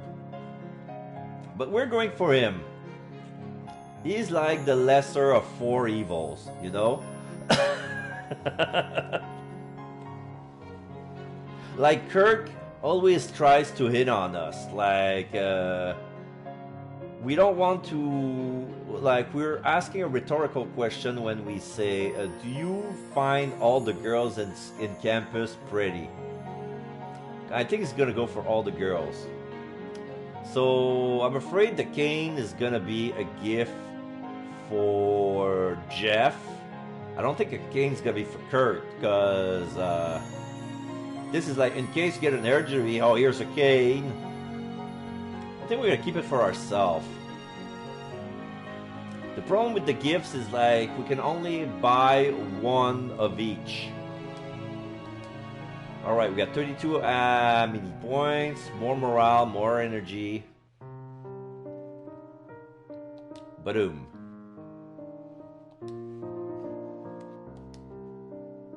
Regular class, I feel I can do better. Go back to work. $21.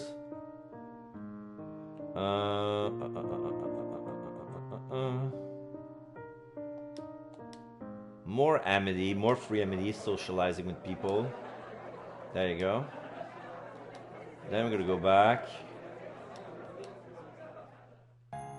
Shopping online. So what's left? There's the pocket watch for 100. I forgot about this one. Maybe he likes the pocket watch because it's old. Then we have the Under Armour, the school pennant, the coffee thermos, and the football pillow.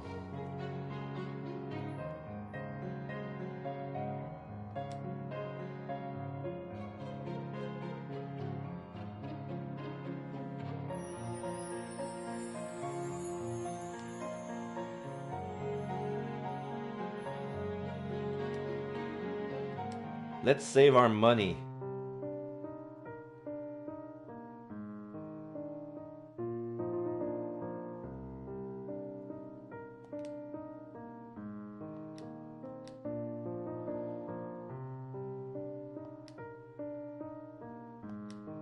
$81, more money. $16. I need 39 more dollars. Let's see. Let's play volleyball and get it over with. There you go. Got Zeal. Regular day. 89.81. Work. 14.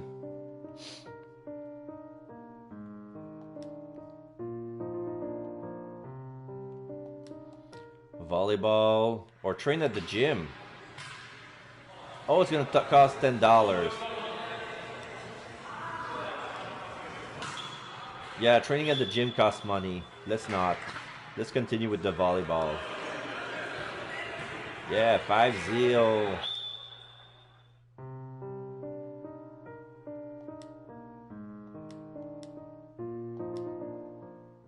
Oh! What? Very bad ending unlocked? What's this? What's this? December 21st, Saturday.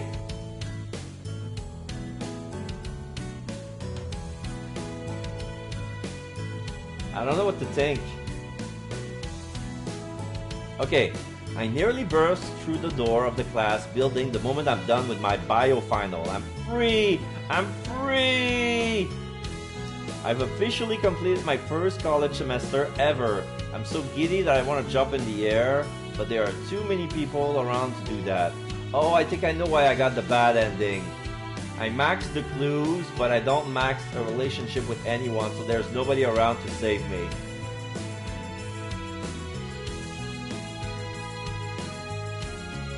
Too many people around to do that. I have to pretend I have at least some shade. None of my tests were even that hard. I'm feeling pretty good about all this. I can head out for Christmas break without worrying about my dumb grades. But I won't be heading back to California for a few days. For now, I'll just kick back and relax the best I can. Yeah, school's over for now, but I haven't forgotten about that creep who claims to be after me. It's really weird. It's been so long since they last tried to contact me. I wonder what's up with them. I shouldn't get too comfortable. If they're really the abductor, they might be up to something as I speak. I groan loudly and start walking. Man, I need to chill out. I was just in the middle of saying how I was gonna relax, and now I'm thinking about those abductions again. It's only when I feel my phone ring that my thoughts drift somewhere else. Was that a text from someone? No, it was another email, and it's from Roller again. Whatever I see, it's a Roller message. My stomach sees it on itself like a cave-in. I always wonder if it's going to be another fake blog made by the abductor. And would you know, it actually is this time. The username, Corning to get you. At this point, I'm way too jaded to be that scared, but that name is unsettling to read. The day has come. Fight or flight. Will you make the first stride on the abandoned battlefield, or shall I? The day has come. I take back everything I said about not being too scared. I nearly dropped my phone from how bad my hands are shaking. December was when Aaron was abducted last year. Are they going to for the same schedule? I look down at the phone, rereading desperately. Will you make the first strike on the abandoned battlefield, or shall I? What do they mean, abandoned battlefield? Wait, do they mean that abandoned building? Is this a way to call me out? Are they so confident that they think they can mess with me like this? I swallow the anger rising in my throat and do all I can to control myself from running off. I don't know what they're thinking, but they have made the biggest mistake of their life. I'm not going to let them get the better of me anymore. I guess I can call Mom later. I know I promised, but this is way more important right now. She'll understand, I hope. I hurry through campus and head back to the abandoned building as I am. I did think about bringing a weapon, but that might raise some weird question if anyone saw me. Am I really doing this? For all I know, I'm rushing headfirst towards my death. But I'm already here. Just think, maybe I can get this guy off on my own. Can't be afraid. I've come this far and I've figured out so much. Even if I haven't figured out all the pieces just yet, I can't back down. This is what I tell myself as I walk into the abandoned building in the morning. It's as quiet as it always is, with no sign of anyone nearby. Even so, I stand my guard and walk slowly. Anything can pop up when you least expect it. Especially with how dark it is in there. It's still afternoon, but it doesn't look like much light gets in it at all. Wait, I can hear something. I turn to look down at a nearby hall, and something moves past the corner into the shadows. I take off as an adrenaline rush comes over me, flooding out the fear that should have taken its place. That had to be the abductor. I can hear the noise more clearly now. It's like footsteps, but someone running. Hey, I bet they don't realize they're leading me right to them. I keep chase, zipping past corners until I hear something else. They're girl screams. Oh my god, they managed to abduct someone else instead. I don't waste any time. I race towards the door. I can hear the screams form and pull the door wide open. Stop! But there's no one to stop. The room is empty, and hold on, I think I've been here before. Yeah, it's that one room I investigated last time I came here. Then, where is that sound coming from? I check around, and the closer I get to the bed, the louder the scream gets. I sweep a hand under the pillows, and comes out a portable MP3 player. Scowling, I press the stop button and shove the player back in frustration. What the heck is this supposed to be? You dumb fuck, you've been led into a trap. And I'm gonna take a piece of candy.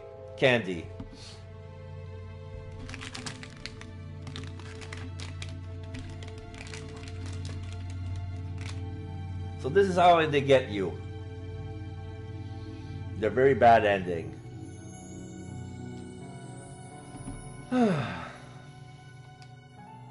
A slam of the door behind me is all I need for an answer. There you go. It should have been obvious in retrospect. It's a trap.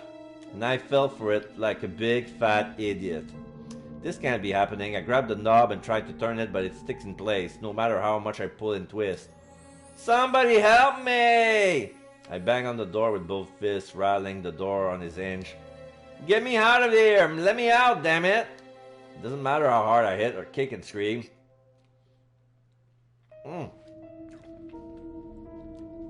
Oh, the taste is worse when my mouth is dry.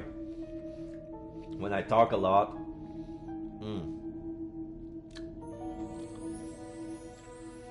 No matter how, the door doesn't open. I try until my hands sting, but eventually I find my breath giving out. After one final thump of my fist, I slump against the door and slide down to my knees. I should have been more careful. What am I going to do now? Tiredly, I drop into my bottom and lean back against the wall next to the door, knees hugged to my chest. I can't do anything. I can't even call for help. There's no signal in here. All I can do is sit on my useless butt. I bow my head in between my knees, feeling like I want to die. I don't know what's going to happen now. I can hear someone calling my name. My body feels so heavy. Opening my eyes feels as strenuous as moving lead. I manage to do so somehow. Everything's blurry. All I can see are colors and vague shapes. Why is it so loud? Ron? Oh, she's woken up. There are hands on my shoulders and back to try to sit me up. I groan as I do so, flopping forward like a marionette doll without strings. Nicole Grave? Nicole, are you okay? That voice. It's almost like it's familiar to me, but I don't know. My brain's in the fog right now. Where am I? There's this weird taste in my mouth, and my head hurts really bad. I feel the ground under me, but it's hard, so I think I'm on pavement? Is that the right word? I opened my mouth to try and ask, but nothing comes out. It feels like it's just dry air. It's okay, Nicole. You're safe now. We're going to take care of you, alright? Take care of me from what? I'm safe? I don't understand. What's going on? What was I doing before this? I can't really remember. It's not because all of these people talking and the sirens in the back. My brain is just, honestly, not remembering anything. But I think I was on the trail of the kidnapper, right? Right? Yeah. I was about to get them. I was on their track. I don't think I could stay awake anymore.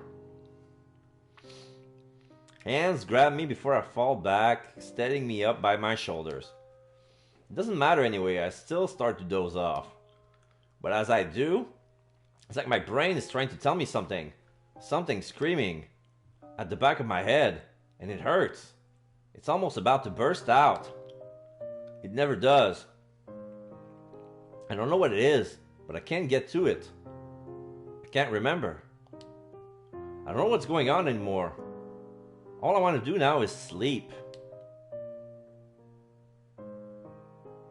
Concept, storyboard, game design, programming, Celso Riva. Character art, Zafilda. Background art, Sandra Mistal. Additional art, Trisha Yu. Story writing, Daniel Lumbers. Additional proofreading, Sarah Calbrat. Sound effects, Camblade, Qua89. Music by Matthew Meyer, Sebastian Scaff. A game by Celso Riva, proudly powered by Renpy. Yeah, so that was the very bad ending.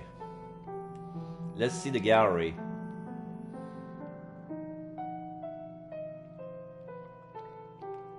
Oh, there's like 8 unlock scene.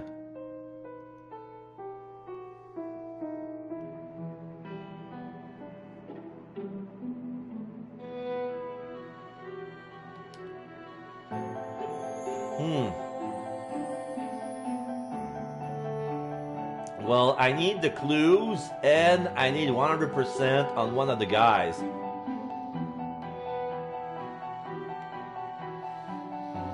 Or forget about the clues and focus on the guy.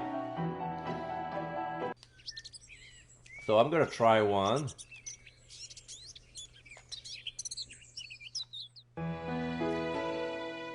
Okay. Play in... Some trophies are related to stat raising gameplay. Are you sure you want to play the visual mode? For each character, there are 2 different endings depending if you solve the mystery or not. If visual novel mode, you choose at the beginning which ending you want to see.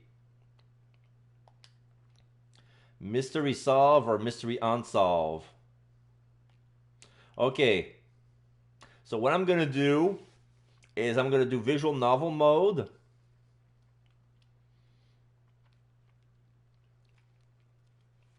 But I'm gonna unlock each character's normal ending.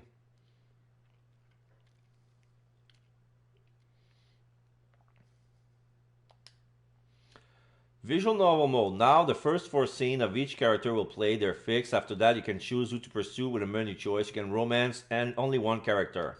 Okay. So we saw the first.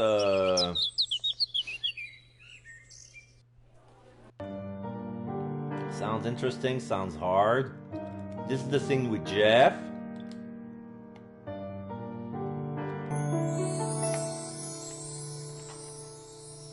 Okay, this is the scene with Ted. The way you talk is funny. The way you talk is cute. I think it was the way you talk is cute.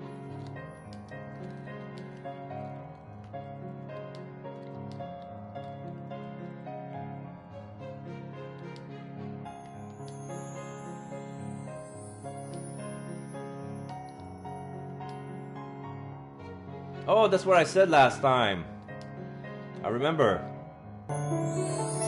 Okay, so that was the thing. Okay, so this is the scene with Kurt. You think that's all it's gonna take to impress me? Oh, it's good, but I've seen better.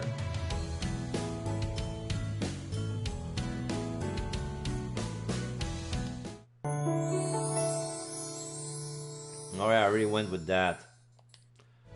It's my turn to smirk now as I come with a response. I know your type. My type? Yeah, you're the type, the guy who thinks he can walk up to any girls he wants, show some muscle, and she'll be putty in your grubby man hands. Well, newsflash, it's gonna take more than a six-pack to impress any girl worthwhile, especially May. You'll need a lot more than that. I expect Kurt to yell and give me a chance to make a getaway, but just stays quiet and gives me a hard look. It's kind of unsettling. Then what's your type then? My type? I couldn't myself when I realized I just sound like him. You mean what type of guy I like? I don't think it's too hard.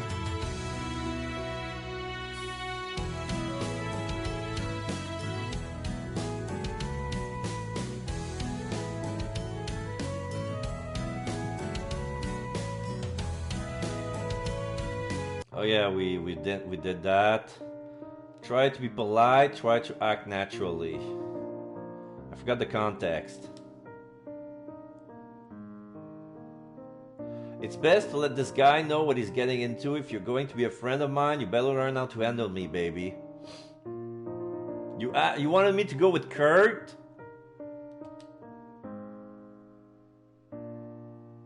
But we didn't have an opportunity to say who was the... Oh, you mean going out with Kurt. Right, oops. After forcing myself to relax, think of something and stand on a roller. Let's see, hi au revoir. I nearly died when I read you followed me. I just wanted to message you saying thank you so much and I'm a huge fan of yours.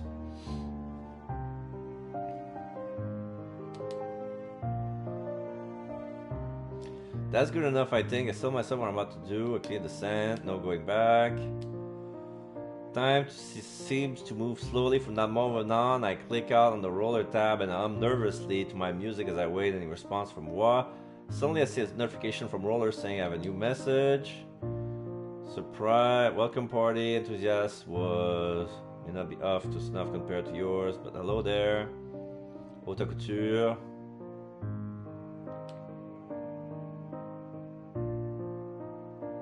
Alright, so the guy may talk like he's out of an 18th century English novel, but there's something endearing about it. Smiling, I type a I was right, it was the pocket watch. The guy is into old stuff.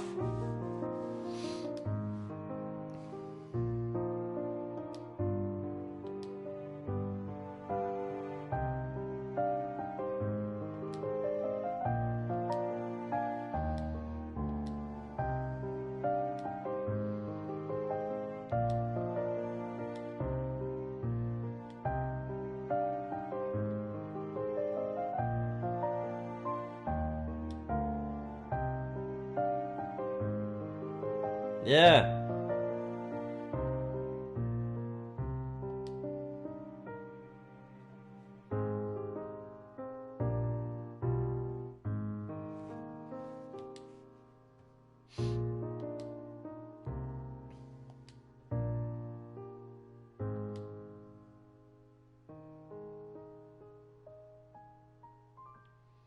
It's like new stuff, but I don't think it's like relevant new stuff. Like, I don't remember any of that.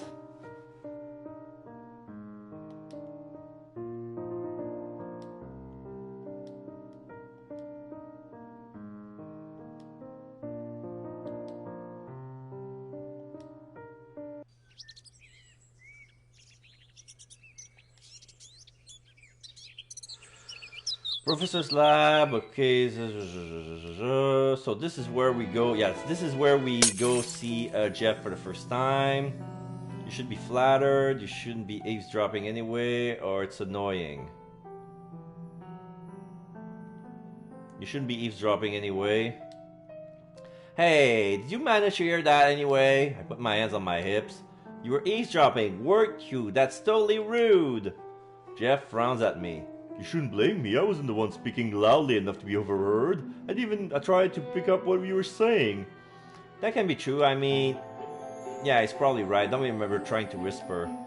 And here I am trying to make me feel bad about overhearing us. That must make me look like a real raging, you know. Jeff's concentrating solely on sweeping out the glass now, not bothering to look up at me. Okay, sorry, you're right. It's not your fault that you managed to hear that. It's not like you two were being mean. No, but it's the fact that we were talking about you, right? I know it is. I know how it is. Back in high school, people would say stuff like that all the time. They would say things about how well I did on that last test, or how nice I was at the last time we went out to eat. That kind of thing. I like it at first. It was nice to be admired, but then it starts grating on you. It feels like you can't mess up. And it's like, hello, can you ask about something else? Can you talk about something else, please? I'm not here for your amusement. It just gets to you. Yeah, more than you think it would. Jeff smiles and his usual tone of voice returns. So you do get it. That makes me feel a bit better. Knowing that I'm not the only one is a huge relief off my shoulders. Now that he's done sweeping, Jeff stands to his feet holding the dustpan carrying glass. Thanks, Nicole. I feel a bit better now. Oh. That's good. I'm really sorry about before. I was thoughtless. Still managed to make Jeff feel better in the end. I wait by Jeff's lab as he goes to dispose of the broken glass. Doesn't take long, but just as he's coming back, the owner of the lab swings open again. Welcome back, Professor! Professor, I see the professor walking in. Okay. This is Professor Garver.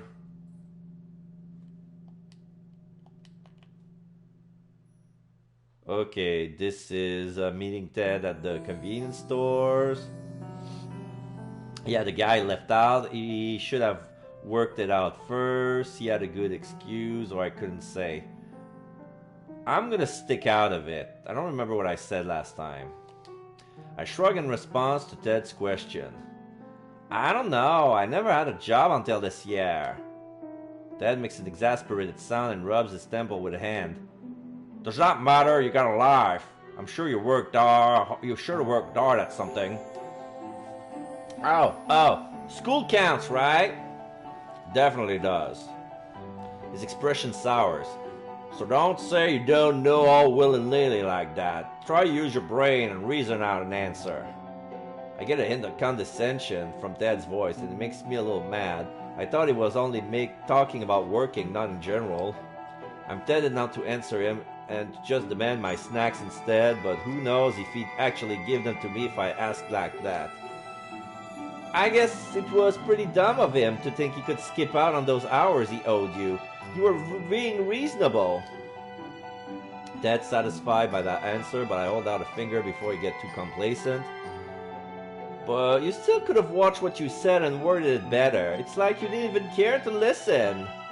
Ted grows in exasperation. This is the first time he's done this. It wouldn't matter if I listened to him because he would have a barrel excuse ready for me. That's how most slackers are. See, that's what I'm talking about. You can't go around calling people slackers. I lean against the counter into Ted. You kinda lack tact, my friend. Scratch that. You really lack tact. Okay, we've seen this. Now it's Kurt going in class. Sure, I guess. I don't know. That's way too funny. I don't remember the context. What's auto? Oh, it's probably auto read. Sure, I guess. Sure, why not? I think you could pull off being in business. Oh, yeah. Kurt gave a self-assured grin, but his face still managed to fall. Did I say something wrong? Oh, wait, is that bad? Huh? Oh, no, Grave. It's just that I get that a lot. Most of my dad's friends tell me the same thing. Makes me wonder how much they really mean it sometimes. But none of them have been as cute as you, so I shouldn't be complaining. Please. I shake my head, annoyed. If not in business, I figure you'd be a good football player. Really? I've been playing it long enough, so I would hope so. Kurt beams as he started going into his story. I stayed playing football when I was just a kid. Around the age of 8 or 9, totally dominated the Dutch football league, just made my way up from here. Got into the school through an athletic scholarship. Scouts came to me, one of my big games, saw me rock on the field, rest is history. You impressed yet, Grave? So you like playing football? I love it. Defending given the pulling position. Nice.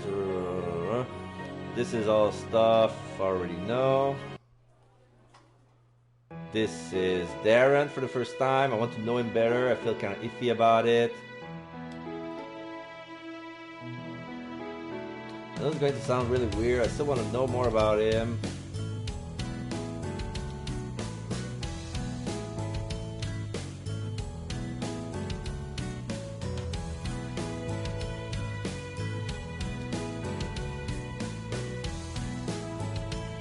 I'm desperate for friends, okay? If I don't have anyone to talk to in that class, I'm going to go insane and die.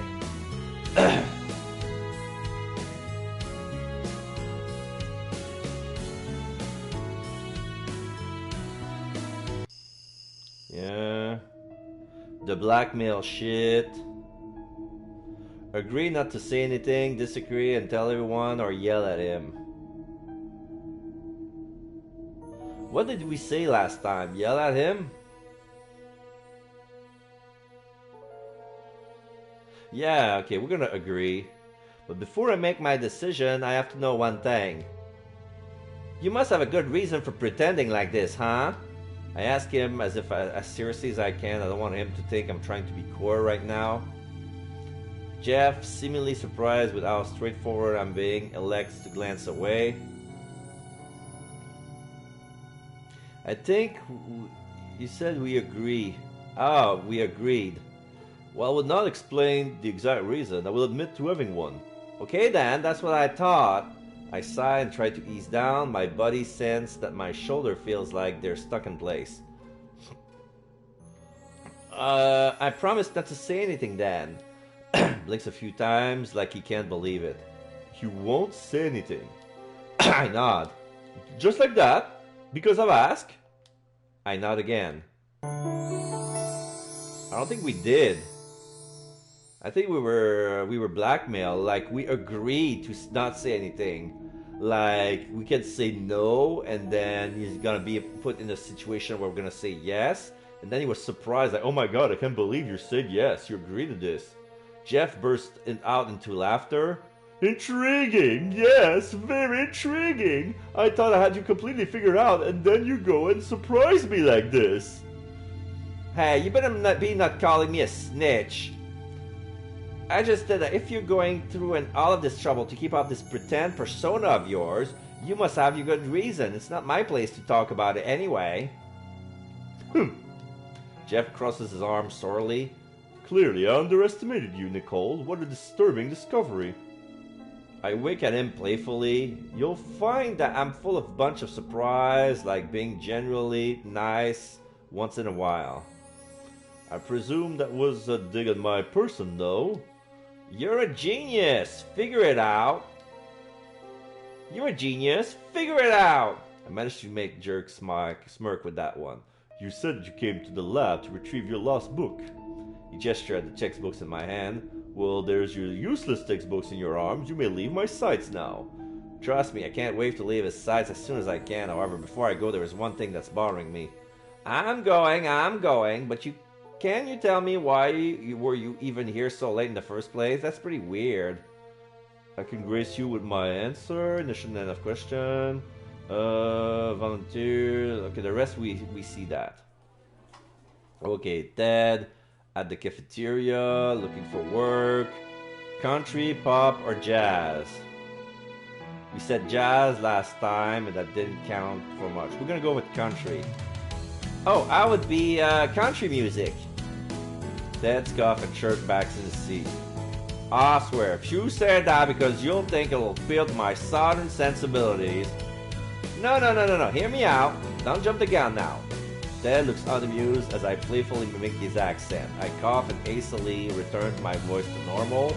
Some people just can't appreciate a good joke. I'd be country music because I like to keep consistent. I follow the formula that works to produce satisfactory results, but sometimes I change it up to produce something better. For something, I totally just ad-libbed on the spot. I think it sounds good. Ted must think the same thing because he's looking at me slack jaw. How was that, boss?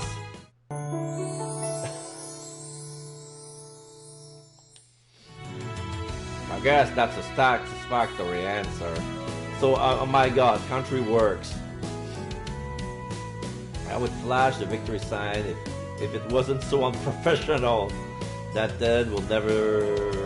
teach Ted never to doubt me again. Ted hides his awe with a brusque harumph and taps the edge of his paper against the table for effect.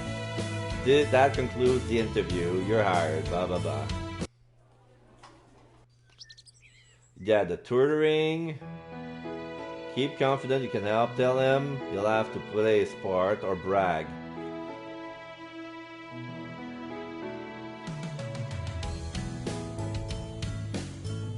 I'm gonna say keep confident you can help. Hey, if the guy wants to be excited, I should let him. It won't help to psyching out before we even get started. All we have to do is skip at it little by little, and you'll be acing those stats soon enough, Majory. Okay, hopefully. C's at least. I didn't even ace this test. Hey, C's make degrees, right? True, but I think you can get higher than a C, like maybe a B. An A might be out of range at this point, but you never know. You just have to give it your best shot. That way you won't have any regrets.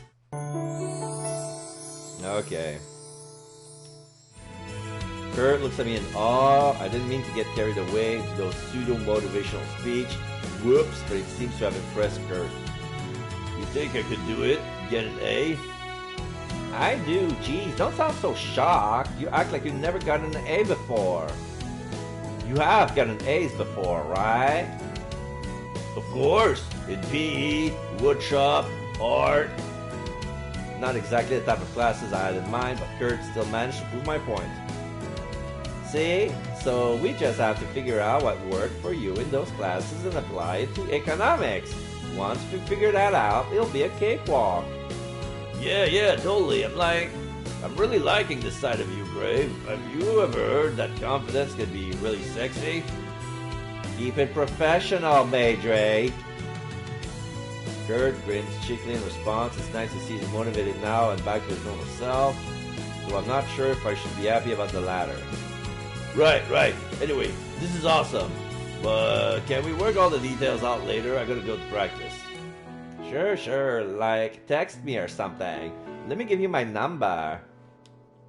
Both of us pull our cell phones out too quickly. They change number. As Kurt finished punching mine in his phone, he wears the most obnoxious smile I ever seen.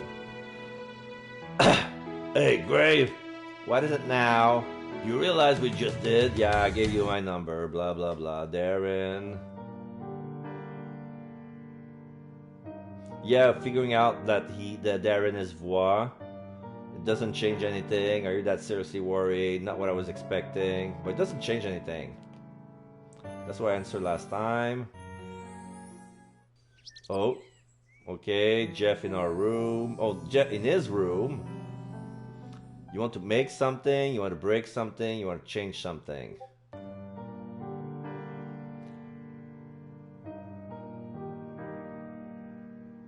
Yes, I want to see the good ending now. I'm not going to replay the game all over. Like, I'm not going to replay the same dialogue that we been last time. You want to make something.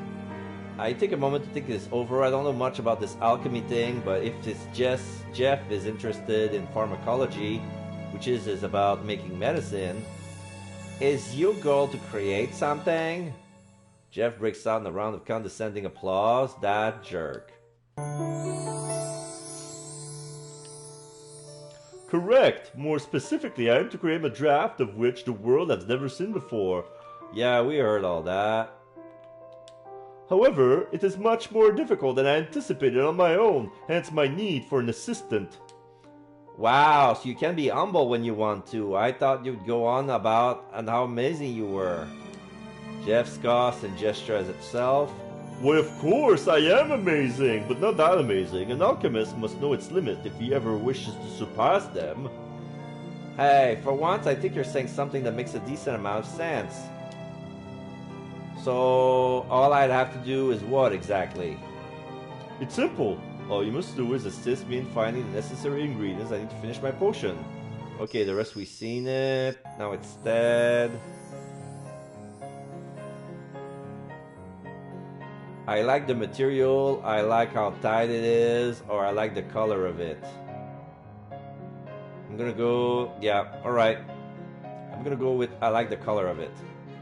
If I'm being honest, I really dig the color of it.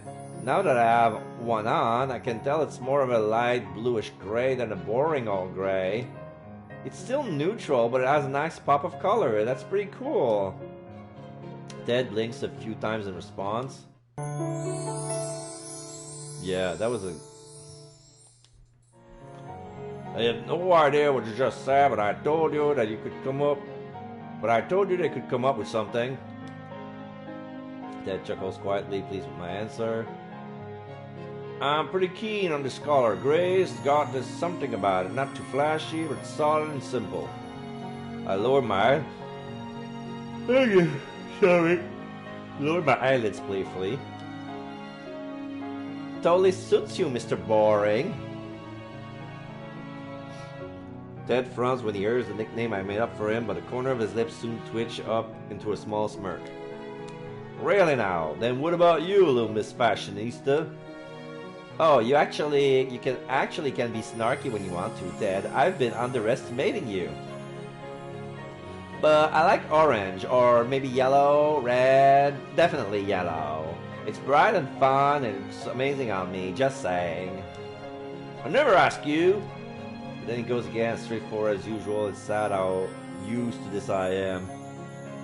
I have a question, boss. At least try to sound like you mean it when you call me that, but shoot, what's the question? You only have to wear the uniform. Okay, the rest, we saw that. Churchering. Running back.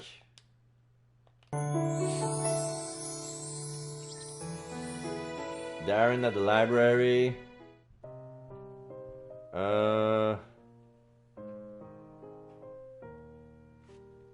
Historical fiction. Yes. Historical fiction, hands down. I can tell from your blog that you love stuff that deals with past centuries. Darren looks amazed. You got it! Yes, the correct answer is historical fiction. I threw my arms up in the air and silently cheer. I am the literal best! Darren appears amused by my display and he quickly shakes his head at my antics. Well, you guessed right, but do you know what historical fiction is? I can explain if you need me to. Historical fiction is like fake stories that happen in the real past, so it'll be like a romance during World War II or something like that, right? Yes, that's it exactly. It's fascinating to think that all of the research the authors must have to do. The best historical fiction makes you feel like you were actually there. That must be why you like it so much, huh? Have you ever heard the saying, study the past if you would divine the future? No, but it sounds smart. It's a saying by Confucius. It states that we can predict our future if we know about the past. If you think about it, it's true. Everything in the present only exists because it has the past as a foundation. So what I'm trying to say is that I like historical fiction because I like the past. We can learn more about ourselves and where we're headed just by looking back and seeing where we came from. Or so I believe. It's kind of silly, isn't it? No, not at all. Okay, yeah, I don't get it. But if you like something, then you like something. There's nothing wrong with that. If you're going to be adamant about it, I won't protest. What kind of books do you like, Nicole? Now that we're on the topic. Mysteries. Okay, the rest we see. Mystery off. Select a character to choose a romance route you want to play. This is a good spot to save your game to play a different route later. Great. This is exactly what I'm going to do. I'm gonna save here. And here. and here. So I'm gonna go with Darren.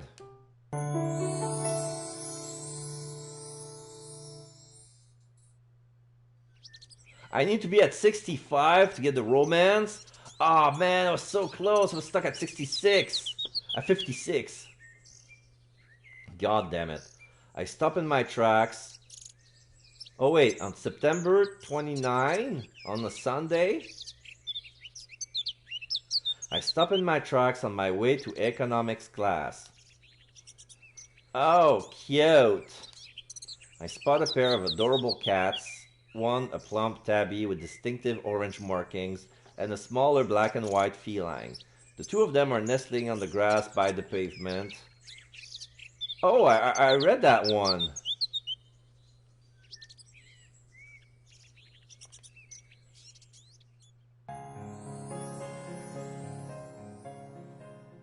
Alright, mint ice cream.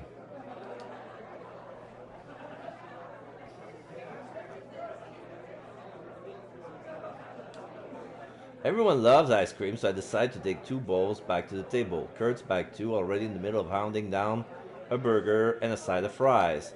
He looks up as he sees me arriving and wipes some ketchup from the corner of his lips with his wrist. Yo, what did you get? Darren wanted dessert, so I got ice cream.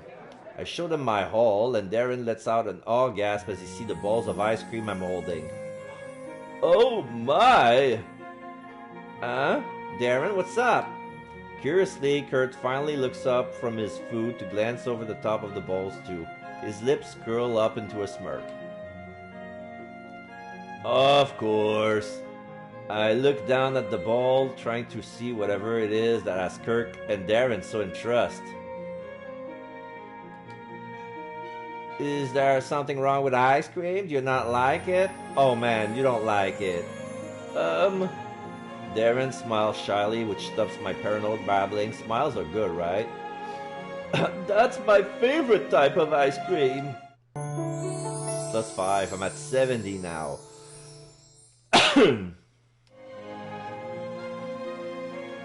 Yes, the smiles are awesome. I suddenly breathed in relief. For a moment I thought I had messed up. Thank God it's the exact opposite. Oh, really now? I guess I have a sixth sense for these kind of things. Triumphantly, I place a ball in front of Darren and then one before my seat.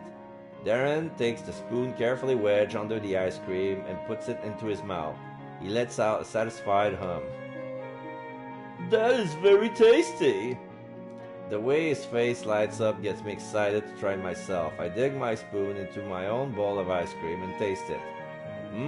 It's as good as it looks. The ice cream is so nice and light, with a cool, refreshing feeling that lingers on your tongue. I grin at Darren with the spoon still stuck in my mouth, and he places the spoon down to return a smaller grin. He takes another scoop, then another. I'm pretty proud that I managed to get something he liked. Dude, slow down, you're gonna get a brain freeze. Darren goes, wide-eyed and scared as he plays the spoon down to heed his roommate's warning. Yes, you're right, that wouldn't be very good. But the way they sound, it's like it happens on a regular basis. I take the spoon out of my mouth to gesture at Darren with it. So, what makes it your favorite, Darren? I want to know now. Oh, well, it's nothing so special. Did you have the best experience ever with a pack of gum, and ever since then nothing has compared?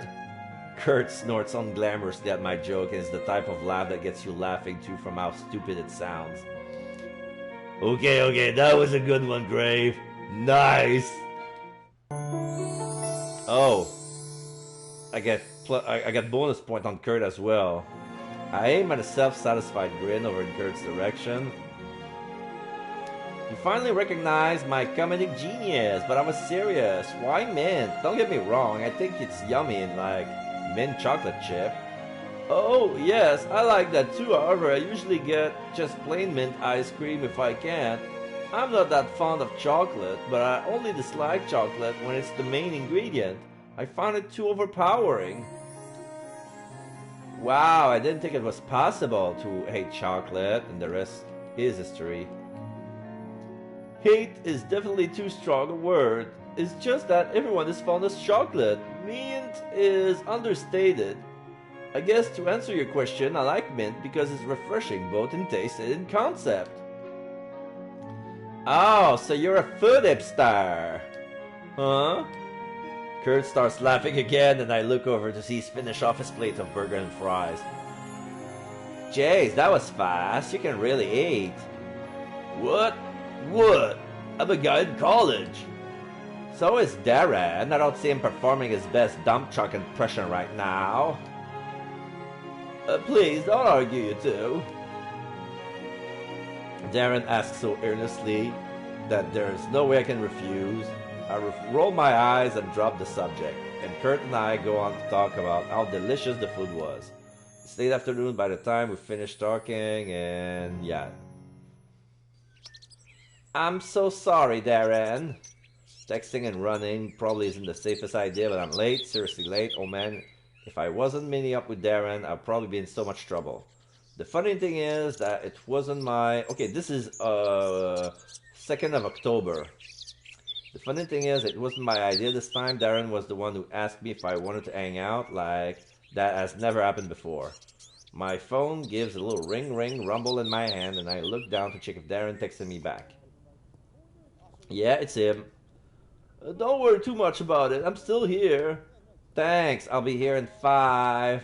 I attempt to keep to that too, and I begin to hurry. The sidewalk is full enough that I blend in with the crowd, but it's still empty enough that I'm not bulldozing anyone down as I hurry to our intended meeting spot right near the football field. Darren is sitting at a bench, backpack on his lap, the curl of his bang fall over the upper rim of his eyeglass lenses, and they sway as he looks up at the sound of my footsteps. I give him a tired wave and an exaggerated exhale. Made it! I plop down next to Darren and drop my bag next to me. I lean back, harking over to the back of the bench to stretch my weary muscle. Darren humors me with a small smile and pockets his phone in his backpack.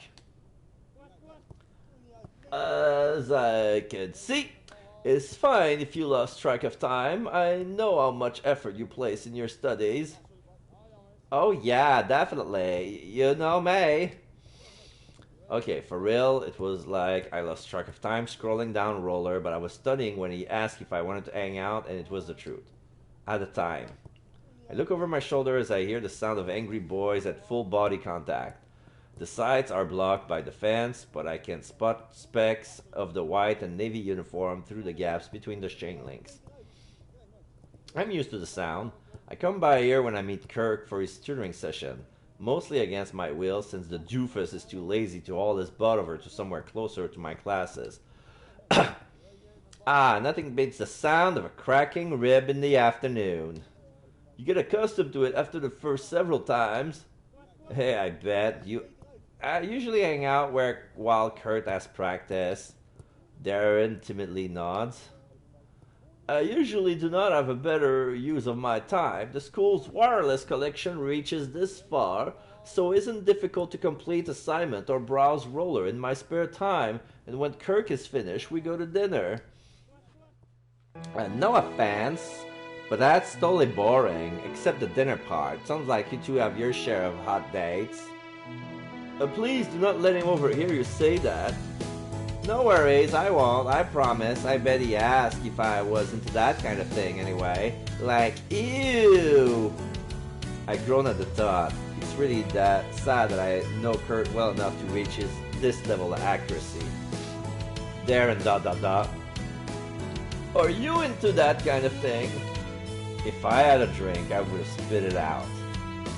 I turn to Darren, blushing, and I shake my head vigorously.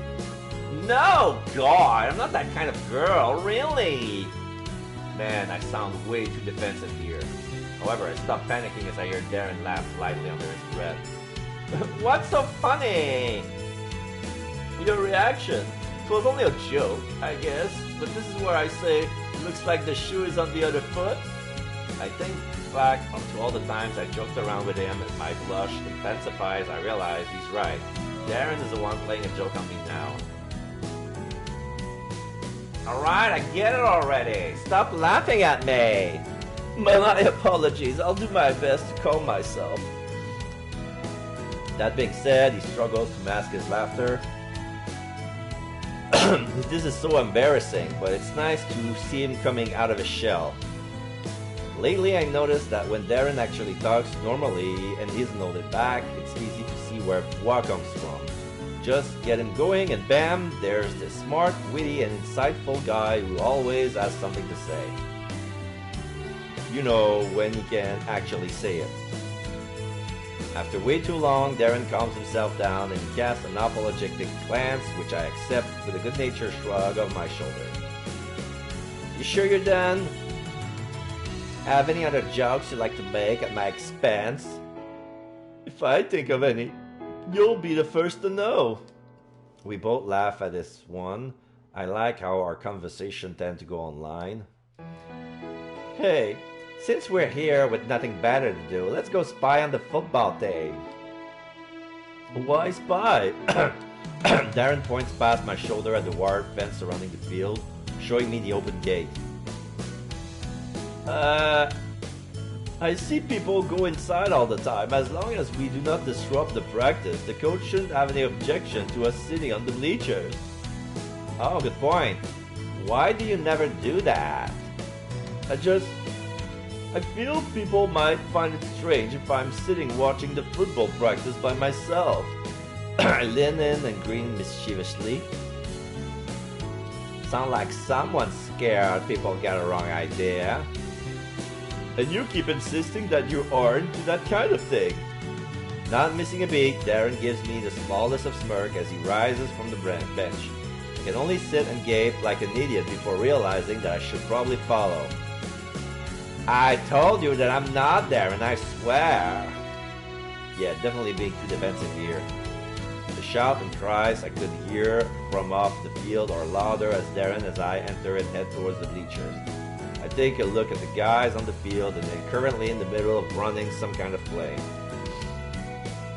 I watch someone throw the ball and it whizzes through the air like a bullet. One of the players is already darting out to intercept it. Is it who I think it is? I check his jersey, number 9. Yep, it's Kurt. Since he's quarterback, this must be some kind of trick play. The things you pick up when you tutor a football star. Wow, Kurt is certainly on point today. He sounds impressed and I don't blame him. Kurt may not be a smarty pants, but he's seriously good on the field. He catches the football, no problem, and is off sprinting towards the goal at breakneck speed. Even the coach looked pleased, and I've heard that he rarely smiles. Well, if I'm to believe Kurt, which sounds like a bad idea already, but Darren and I climb up the bleachers as Kurt jogs his way back to the center field, arms raised over his head proudly. You know, I've actually never watched our team practice before. I should give Kurt way more credit. Darren looks at me as we take a seat. We pick one of the rows in the middle of the bleachers, not too high, not too low. Perfect for viewing all the action. But you told me that you meet Kurt here to tutor him after practice. That doesn't mean I have to sit through the whole thing. Yuck. I tried to come around the time in ants. Hey, I have an idea. I shrug my shoulder back off onto the bleacher and take out my cell phone. Let's take a picture here. It'll be fun. Darren slides away so fast that there's a harsh, screeching noise left in his wake. I wince at the sound, and then when I look up at his face, he's wide-eyed and leaning away. No! It's nearly a scream in terror. I balk for a moment, unsure of what to say. You don't want to? No, sorry. I don't want to take a picture. Why not? Because, knowing you, you'll be putting that picture on your blog, will you not? Sorry, I didn't mean for that to be said in such an accusatory way. It's only that I do not want any picture of myself on Roller. I do not even mention my real name on Roller. You have always been really low-key on your blog, but don't you think it would be fine to post at least one picture of yourself? It'll let people know who you are. But that's exactly what I want to prevent. Darren looks away from me and out at the football player in the middle of the practice. There's a very pensive, faraway look on his face, as though he's recalling something from the past. I'm not like Kurt. Yeah, thank God. No, I mean, Kurt is the type of person where what you see is what you get. He doesn't pretend to be something he's not, and he isn't the type to hold himself back, for better or for worse, as you're well aware of. But I'm different.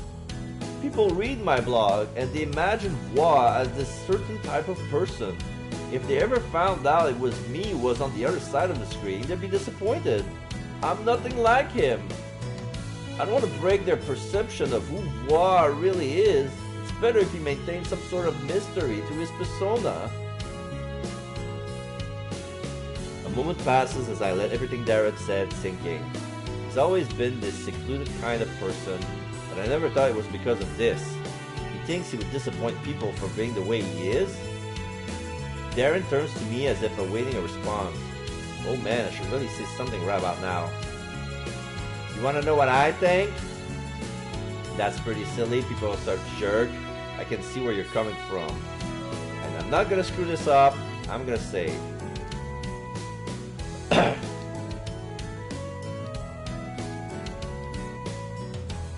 I can see where you're coming from. I think I understand. Like, you don't want people to... I come up with a blank. Okay, maybe I didn't get it as much as I thought I did. Darren doesn't look too surprised. You don't quite understand it, do you? Fine, I'll admit it, I don't. But why would you want people to meet you? I mean, I have, and I still think you're awesome. Darren blushes slightly at the compliment. I appreciate you saying so, Nicole. Thank you. Don't worry about it, though. Of course you won't understand what it's like.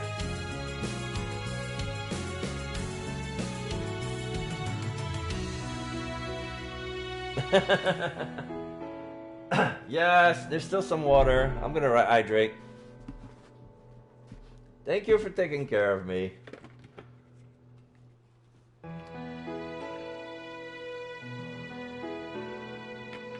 But now I need to take a pause to refill my bottle, because now I emptied it. Be right back. Won't take long.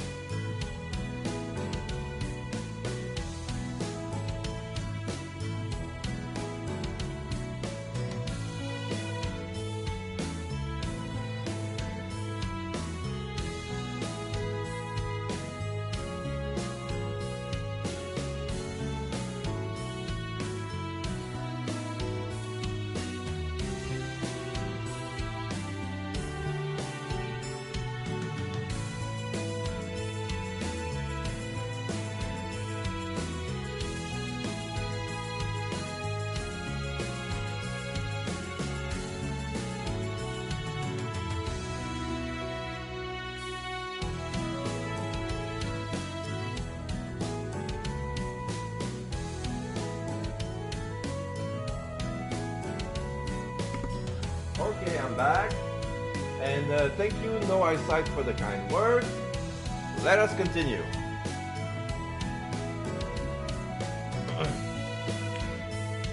Okay. What does that mean? I placed my hand on my hips and frowned at him, expressing as much disapproval as humanly possible. Well, I suppose I'm trying to say... Darren hesitates to continue and his face lights up red. I don't know what I'm trying to say. Ignore me, please. That's such an obvious lie. But before I have a chance to shake it out of him, Darren is on his feet with a hand extended. You wish to take a picture, correct? I can do so, if you don't mind. I completely forgot about that. I give Darren a shake of my head. Nah, I don't want to anymore. I can't think of anything funny I could put on as a caption of a picture at a football field. It's the truth, but honestly, I'm not just in the mood for a picture anymore. I feel bad.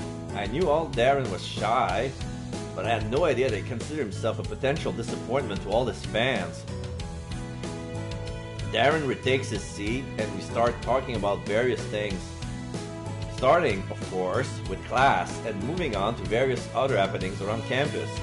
We don't talk about Darren's blog again, let alone taking a picture of it, for it. At least, I don't say anything about it. However, the thought remains there in the back of my mind, nagging me. Come on, Nicole, there has to be something you can do to help.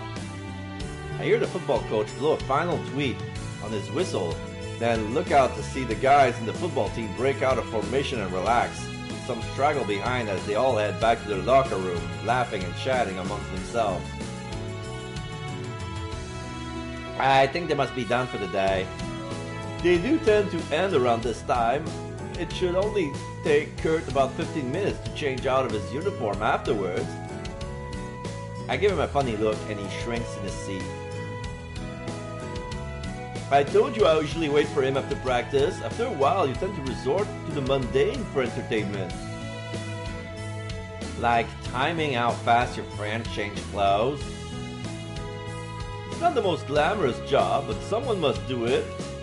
I laugh against my better judgment, and Darren takes that as a small victory for him. His backpack gives up a chime and a little rumble, and he quickly reaches into the smallest pocket for his phone. Oh, Kurt wants me to meet him at our usual spot. He's, and I quote, really starved, so I need to, and I quote, move my ass ASAP. What a friend.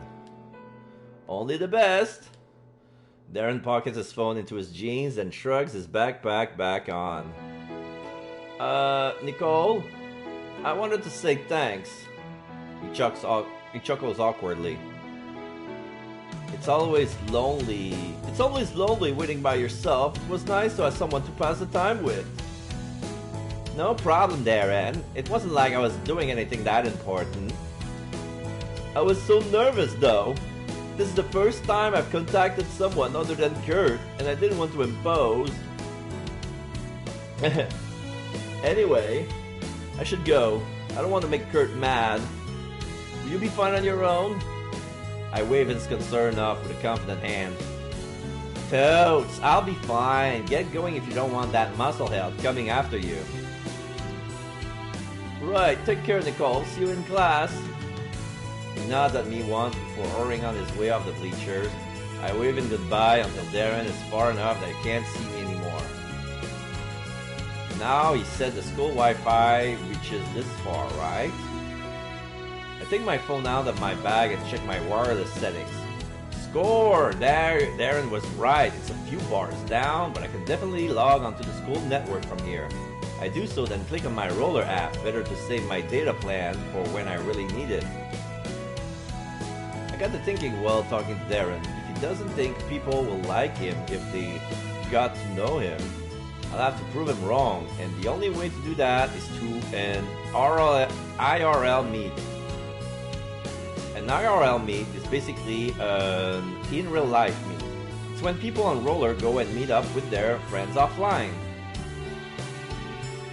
I have a few other roller friends in the area, and we have been making plans to meet up one of these days. Why not now? And this way, I can get Darren even more friends. I tell myself it's foolproof as I start up a message. I want it to be a surprise, which means I can't post about it on my blog, unfortunately. Darren might see it. Thankfully, I have this other cool friends on Roller. Her username is Shutdown03, but her real name is Kate. We've met a few times offline too, and she's so fun. She's our school volleyball team. She's on our school volleyball team, another athlete type.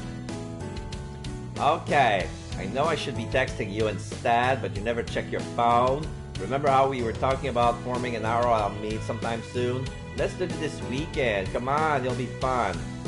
I send a message and stand up to head back to my dorm room. I get as far as the field gate before I feel my phone vibrate in my pocket. It's from Kate, and I read it aloud to myself. From Shutdown03, I'm not that bad with my phone. ROL meet sounds hella fun. Let's do it. I grin to myself as I read her text. If Kate's helping me, this meetup is sure to be a success. Oh man, this'll show Darren not to be such a worrywart. What can go wrong, right? I text Kate back as I continue walking, bouncing back ideas about time, places, and who else to invite. I mentioned Darren's username once or twice to her. I'm sure she wouldn't mind if I invited him. I think she even mentioned wanting to meet him. With all the pieces coming together, I can't help but feel optimistic.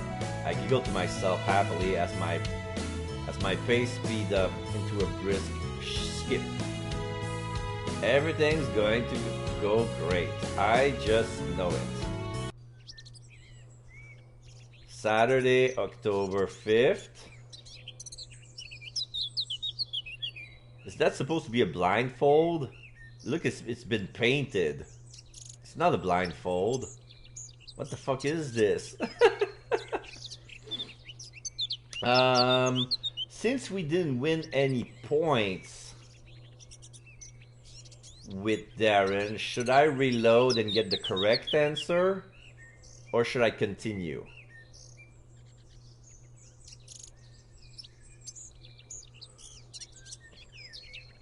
Can you please tell me where we are going? It must look weird. I'm literally dragging Darren by the hand down one of the school sidewalks. We're moving kind of fast, not so much for me, but every time I hear Darren trip over his feet, I remember that he's not the most athletic person I know. Yeah, let's reload. Wait. No. Load. I was about to save on my shit. Okay. People are such jerks. Or that's pretty silly.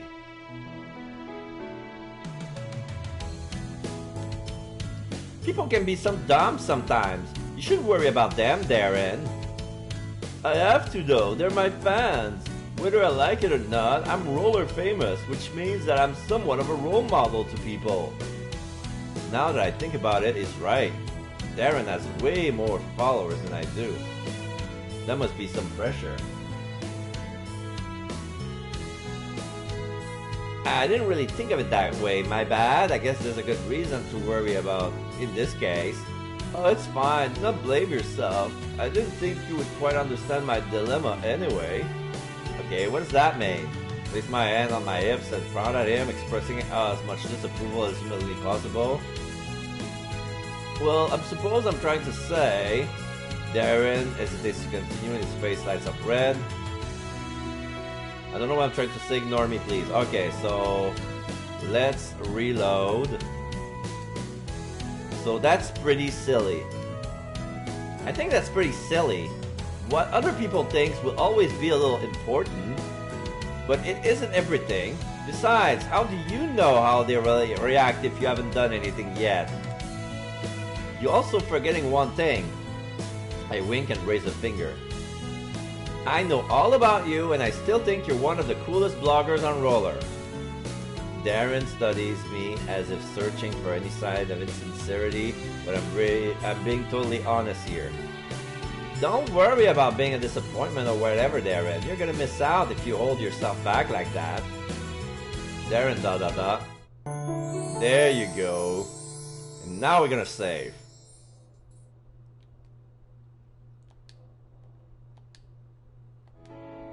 Perhaps. He sounds non-committal. But hey, at least he's considering it. I consider that a small victory. Quite honestly though, someone like you wouldn't understand if you allow me to say so. Okay, what does that mean? Yeah, and then...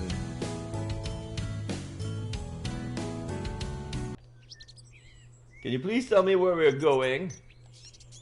Must look weird, dragging Darren one of his school sidewalks. We're moving kind of fast, not so much for me, but every time I heard Darren, he's not the most athletic person I know. It doesn't help that he has a red bandana over his eyes. What? It's only because I want this to be a surprise.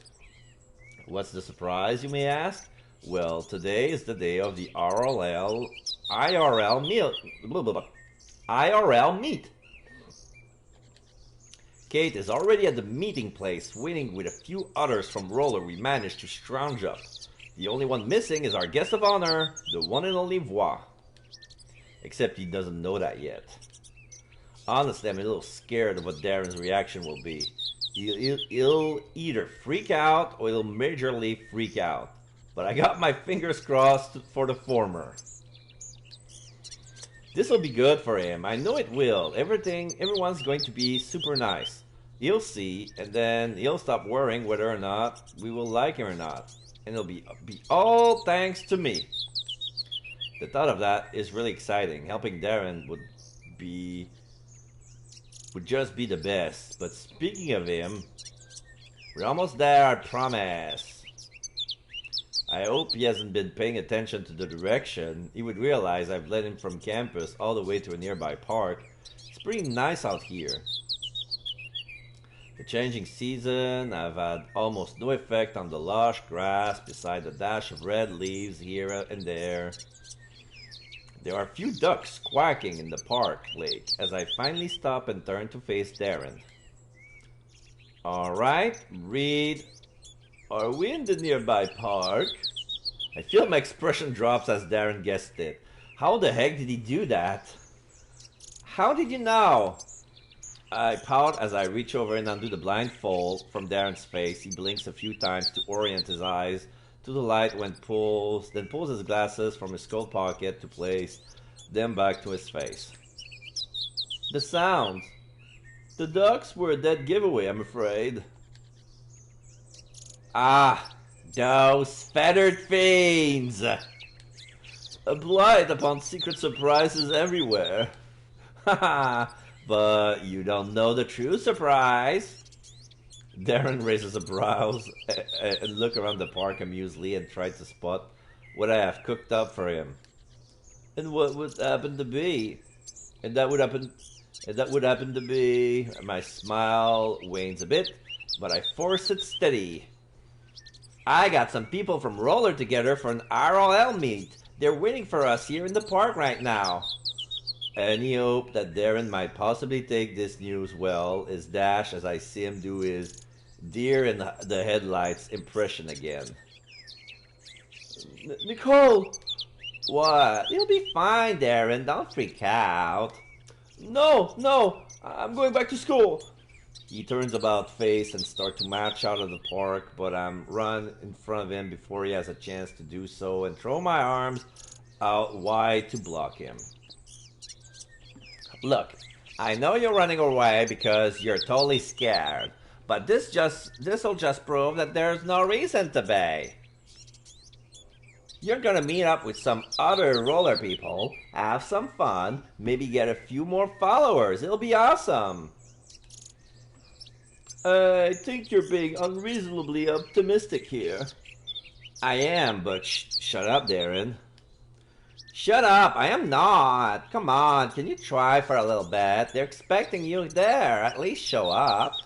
I press my hands together and bring them to the base of my chin.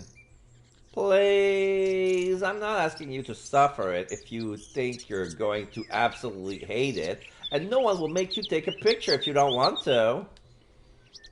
Darren is blushing. You mean that? No pictures?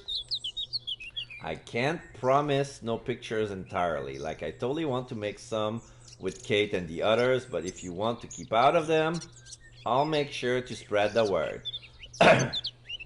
This seems to be enough to convince Darren that attending the RL meet is a good idea. He toes the ground as he starts to think, and it's after a few anxious minutes later that I receive an answer. Very well. I'm so happy that I nearly throw my hands in the air. You mean it? Yes, I'll attend, but only for as long as I feel comfortable doing so. Usually with any social engagement, I have at least a half hour to mentally prepare myself for it. I thought you told me that you don't normally do that sort of thing. True, but my point still stands. Just give me a moment, please. I nod and step away for a moment to give Darren some space. He moves to the lake's edge, and I see him place his hands on his stomach as he prepares to take a few deep breaths. His chest goes in, out, in and out. Once he's finished, he returns to where I'm standing and gives me an affirmative nod. I'm ready. Great, let's get going. Darren seems to calm himself down as he starts to walk, though it's only by a little bit. What are your username of the peoples we're about to meet? Oh, there's Shutdown number 3. She goes to school with us too. She's very nice. You would like her. For the others, they're from other schools in the area. I do my best to list the username off precisely. There's not many aside from Kate, just like 3. Okay, I'm not acquainted with any of those blogs, and I don't recall ever being messaged by them. This will be a good chance to get to know them. I only know Kate, so I'll be doing the same thing. Yeah, I'm sure it'll be much easier for you. Hey, don't say that kind of stuff. But honestly, I can't deny it. It's like I can feel the ground underneath him shaking from his nerves. And it only gets worse when we spot Kate and the others sitting underneath one of the gazebos in the middle of the park. Underneath the pointy blue roof, it's easy to spot Kate with her long black hair and athletic figure. The girl's not just lean, but she's got some muscle. You can even see it from as far as Darren and I are. Yeah, she's wearing a sleeveless shirt, and we can see her arm. Like, she's very beautiful. She's gorgeous. Black hair, long black eyes, long black hair, and yeah, lean, muscly arms. She looks like a model. There's another girl at the two more guys joining Kate, but I'm sure to Darren, it might as well be a whole stadium full of people sitting in that tiny gazebo. The story got good even though Darren is a damn introvert. It got good though, so you did the right thing from the beginning, pick him. Yeah.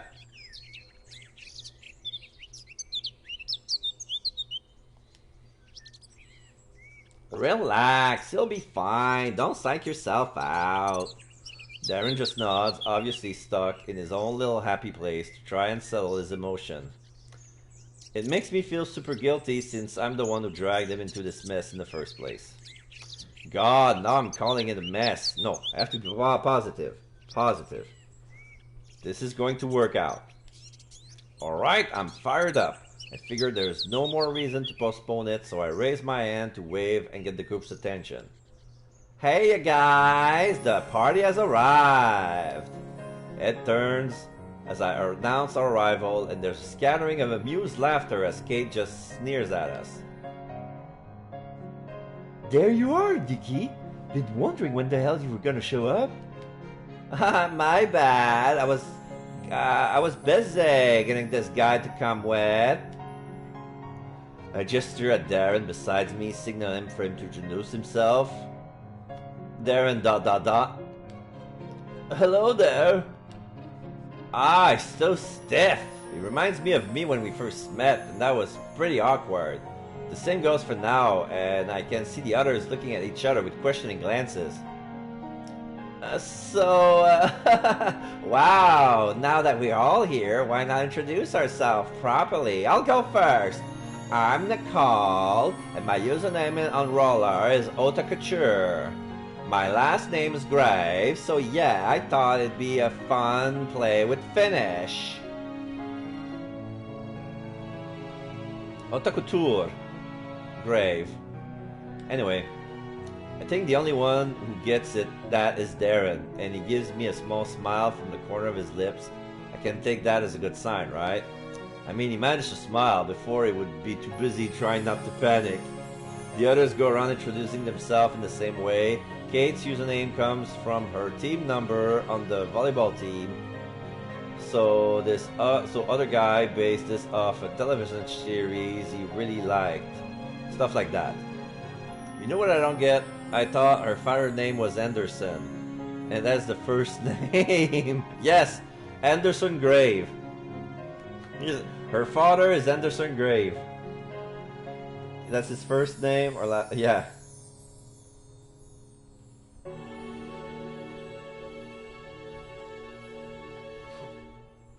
And I'm pretty sure is Lieutenant Anderson Grave.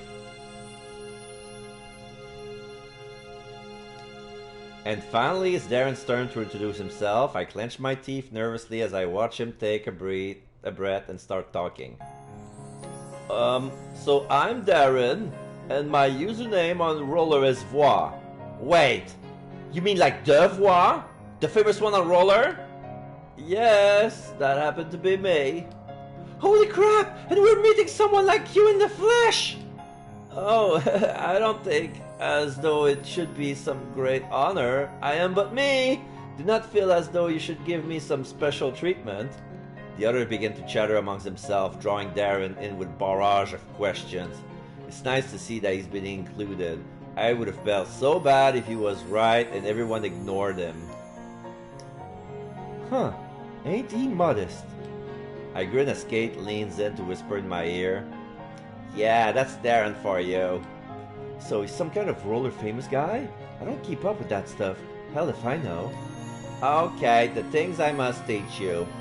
Don't worry about him being all roller famous. Just treat him like Darren. It should be okay. Please, like I give someone special treatment without them earning it. That's so like her, I swear.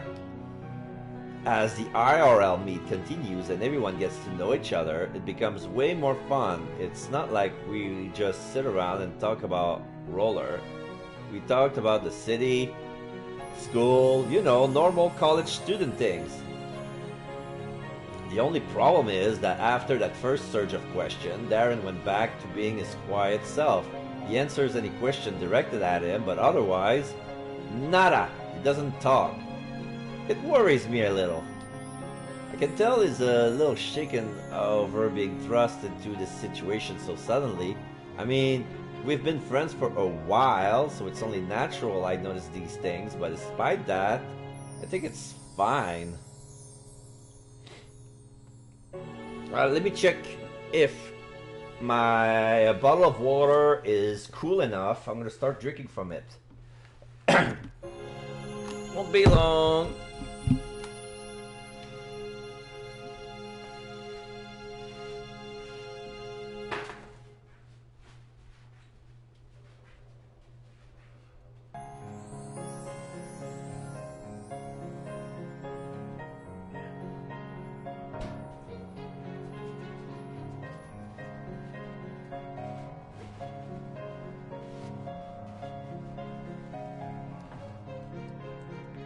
Okay.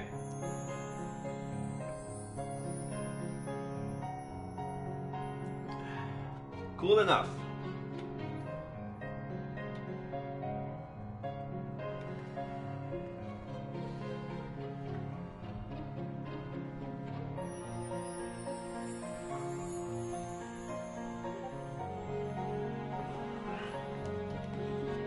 All right.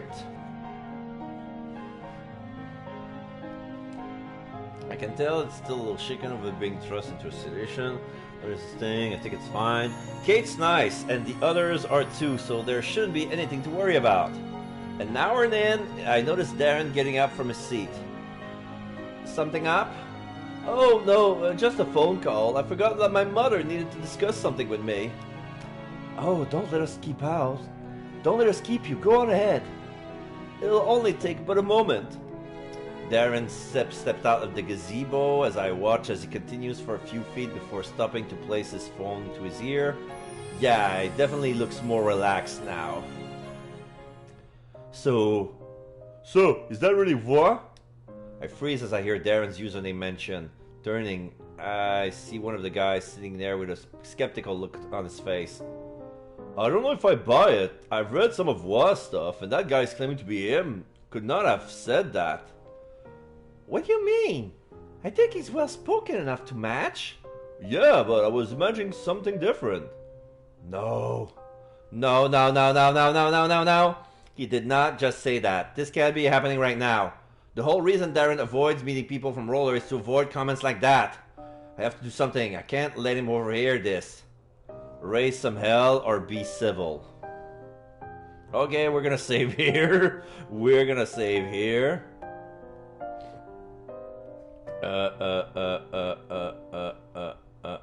Huh?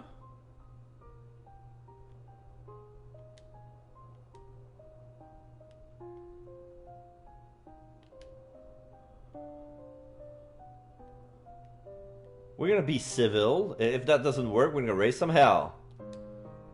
Hey guys, it's not nice to talk about someone when they're not there. I think we must be civil. It'll be the best choice since he doesn't like too much hoopla. Yes, he doesn't like too much hoopla. There you go. And save again. I'm ready to snap at them right now. But getting worked up won't do any good. It'll just be an overreaction and I would end up looking like the bad guy. It's not like we're gossiping, I'm only pointing out the obvious. It doesn't matter. You haven't gotten to know Darren yet, so save your judgment until after you do. I kinda agree with him though. The girl next to him speaks up tentatively, possibly intimidated by how defensive I'm being in Darren's stead.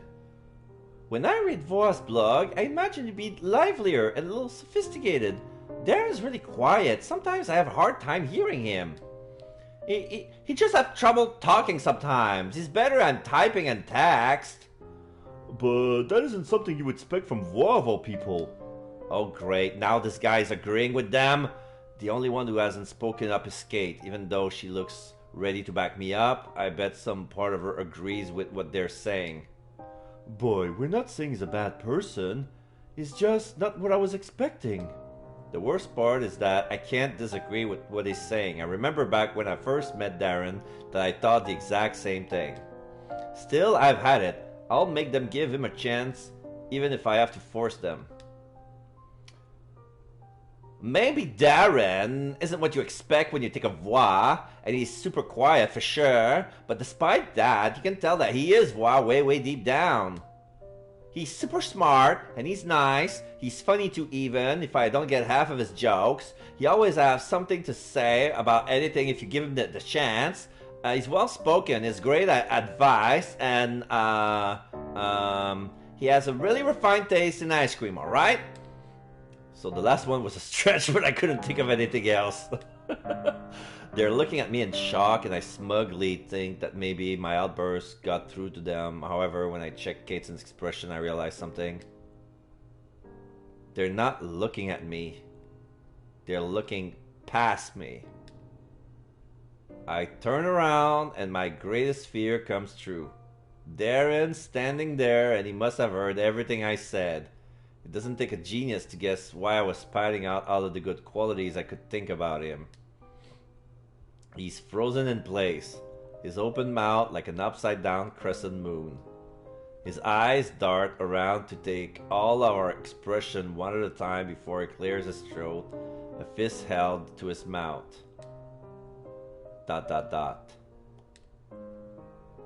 Please excuse me for a moment. He turns around and is off from the gazebo before I can stop him. Darren, wait!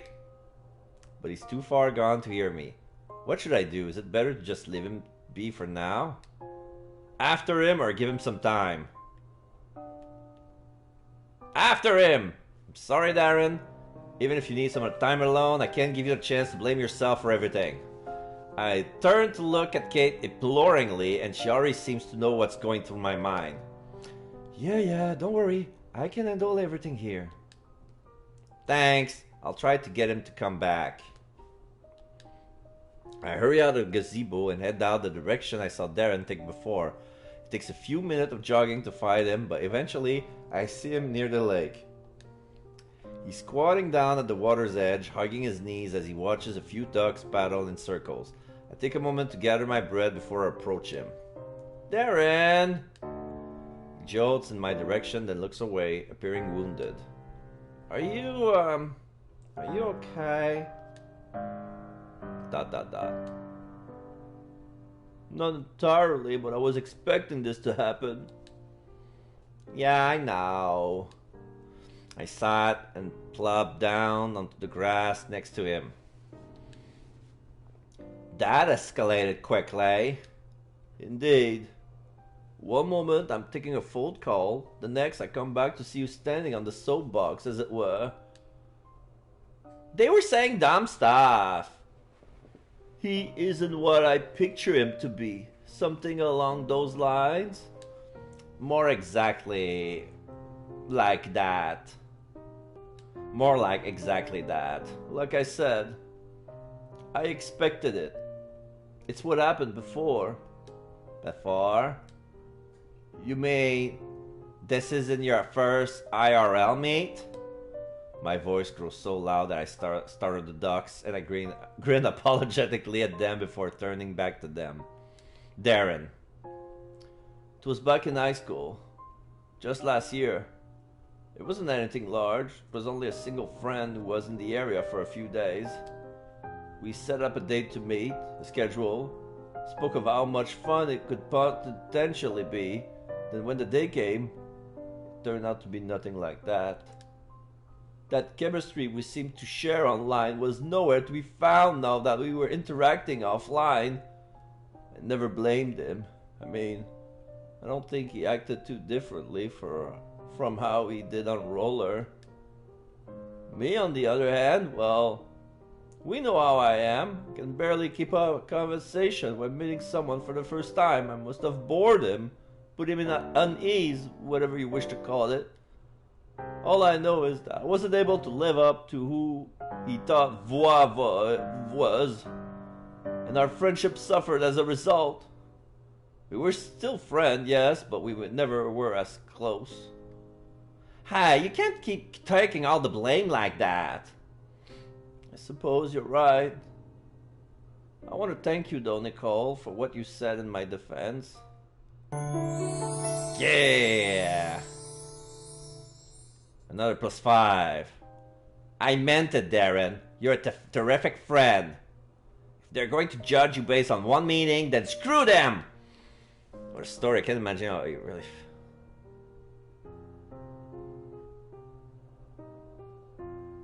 Yeah, so sad people could be so mean. Yeah! Yeah!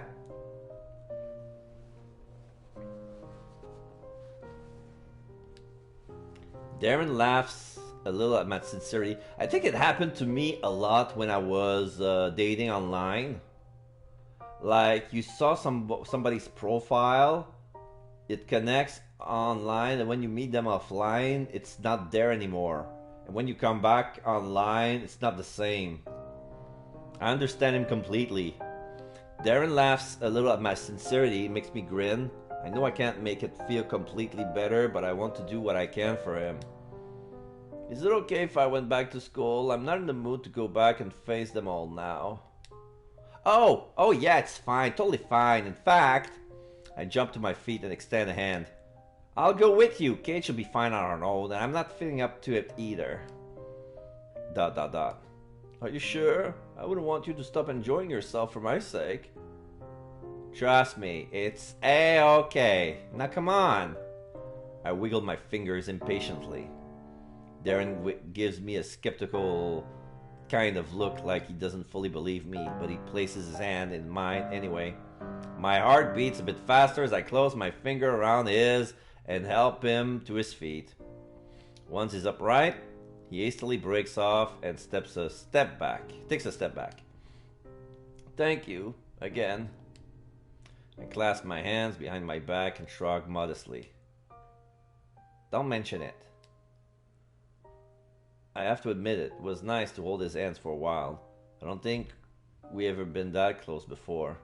My cheeks go a little red at the thought, and I turn around to hide my face. Alright, let's get this over with. When we return to the gazebo, the atmosphere is thick with tension. The other look like they don't know what to say. It's Kate that finally breaks it. Welcome back. You feeling better? Well, she's as blunt as always. Actually, Darren's worn out, so I'm going to take him back to school. We just came by to say goodbye to everyone. No problem if you're tired. It was nice meeting you, Darren. Oh, if you're going... Hold on! The girl fidgets in her seat. We want to apologize for the stuff we said about you, Darren. It wasn't nice of us to judge you like that. Yeah, sorry about that, man. It was all a line. Uh-huh. Darren looks like he wasn't expecting this. I accept your apology. There's a collective sigh of relief all around. Thanks. Oh, we would have felt awful if you went home without us saying anything. You can always message me on Roller if you like. I enjoyed talking to people on there, so feel free. I'll be going now. Darren gives me a small wave of his hand, and I see Kate nudge her head imploringly after him as he leaves. Fine, I get the hint. That's my cue. It was nice meeting you guys. We totally have to do this again. They all agree, and I take off after Darren, eventually reaching his side so we're walking in step. Okay, so I know this might not be the best time to approach the topic, but besides from that one incident, you didn't completely hate it, right? Darren ... Not at all. It was nice. I laugh and grin happily that my plan wasn't a complete failure. Hey, I'll take it. Tuesday, October 8th. I strike as soon as anthropology class is over. Hey, are you doing anything today? Darren, who's in the process of putting his notebook back into his bag, stares at me. I smile innocently at the bespectacled boy sitting beside me. I do not believe so. Why do you ask? There's a touch of wariness in his voice that is well founded. Ever since the debacle that was the IRL meet, I've been feeling majorly guilty about what I put Darren through. I've been trying to think of ways to making up for him, but he's shot each idea down. I offered him to let him copy all my notes or to buy him coffee every day for a week, but he always tells me without fail that I have nothing to make up for. However, I have a new idea now. Hopefully, he'll take this offer up. The movie theater is having a special. $5 tickets for all the movies. Pretty sweet, right? It's a total steal. My, that is a bargain, especially how pricey movie tickets are nowadays. Please, don't start talking about how they used to be $50.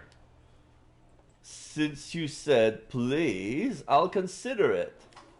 Whatever, your fascination with all things aside, I was wondering if you wanted to go watch a movie tonight together. Darren ... Together?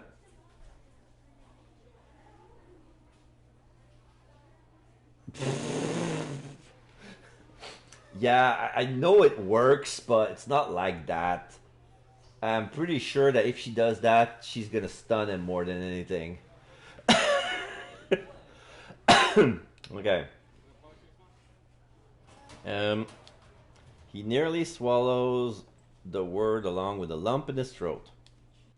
Yeah, like, I know you keep saying that I don't have to make up for how the IRL meet went, but let me apologize for it, Darren. My conscience can't take it otherwise. I'll be buying both our tickets and it's only $10. I'm not splurging on you, so please say you'll let me take you out.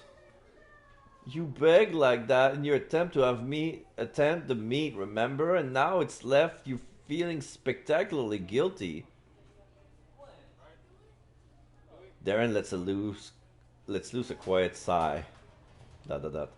I have no idea which films are being shown. I'm trusting that you'll pick one both enjoyable and stimulating. Which means you'll go to the movies with me? It means I'm going to the movies with you, yes. It worked!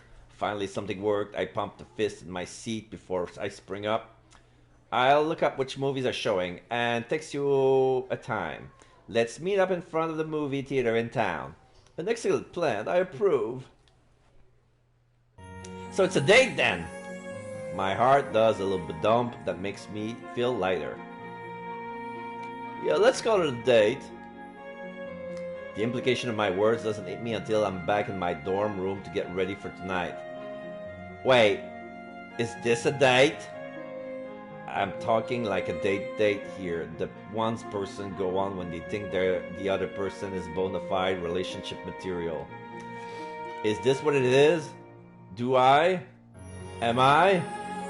Is tonight going to be a date with Darren? The idea doesn't gross me out, in fact. It does the exact opposite. The thought of this being a date is super exciting.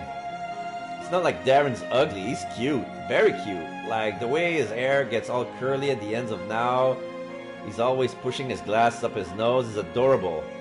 And the way he smiles really small always reminds me of the glint of a pearl peeking out through the crack of an oyster.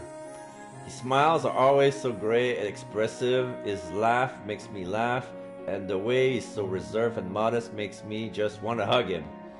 Well, crap. I must like him. I don't know, girl. What do you think? I must like him a lot. Butterflies form in my stomach as I come to this realization, when it's not like I can do anything to stop them now. In all honesty, I'm still not sure if this is a crush or some weird sort of friend crush, so I don't want to go macking on Darren without figuring that out first. I wonder if Darren's a good kisser. No! Ugh, stop it, Nicole. Focus! There won't be a date if you don't pick a movie first. And stop calling a date. Ugh! After scoring down a list of showing on my laptop, I pick an animated movie with the highest scoring reviews, Break It Buster. I have some friends say it was really good, and Lord knows I've seen enough GIFs of it on Roller. Besides, it's nice and safe, a movie a couple of friends could go watch to have a good time.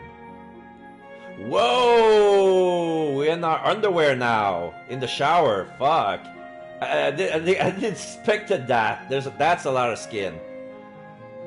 It's a school night, so I pick an earlier showing at 6 in the afternoon for Darren. After sending him a quick text derailing the time, I get to work on making myself presentable for later tonight.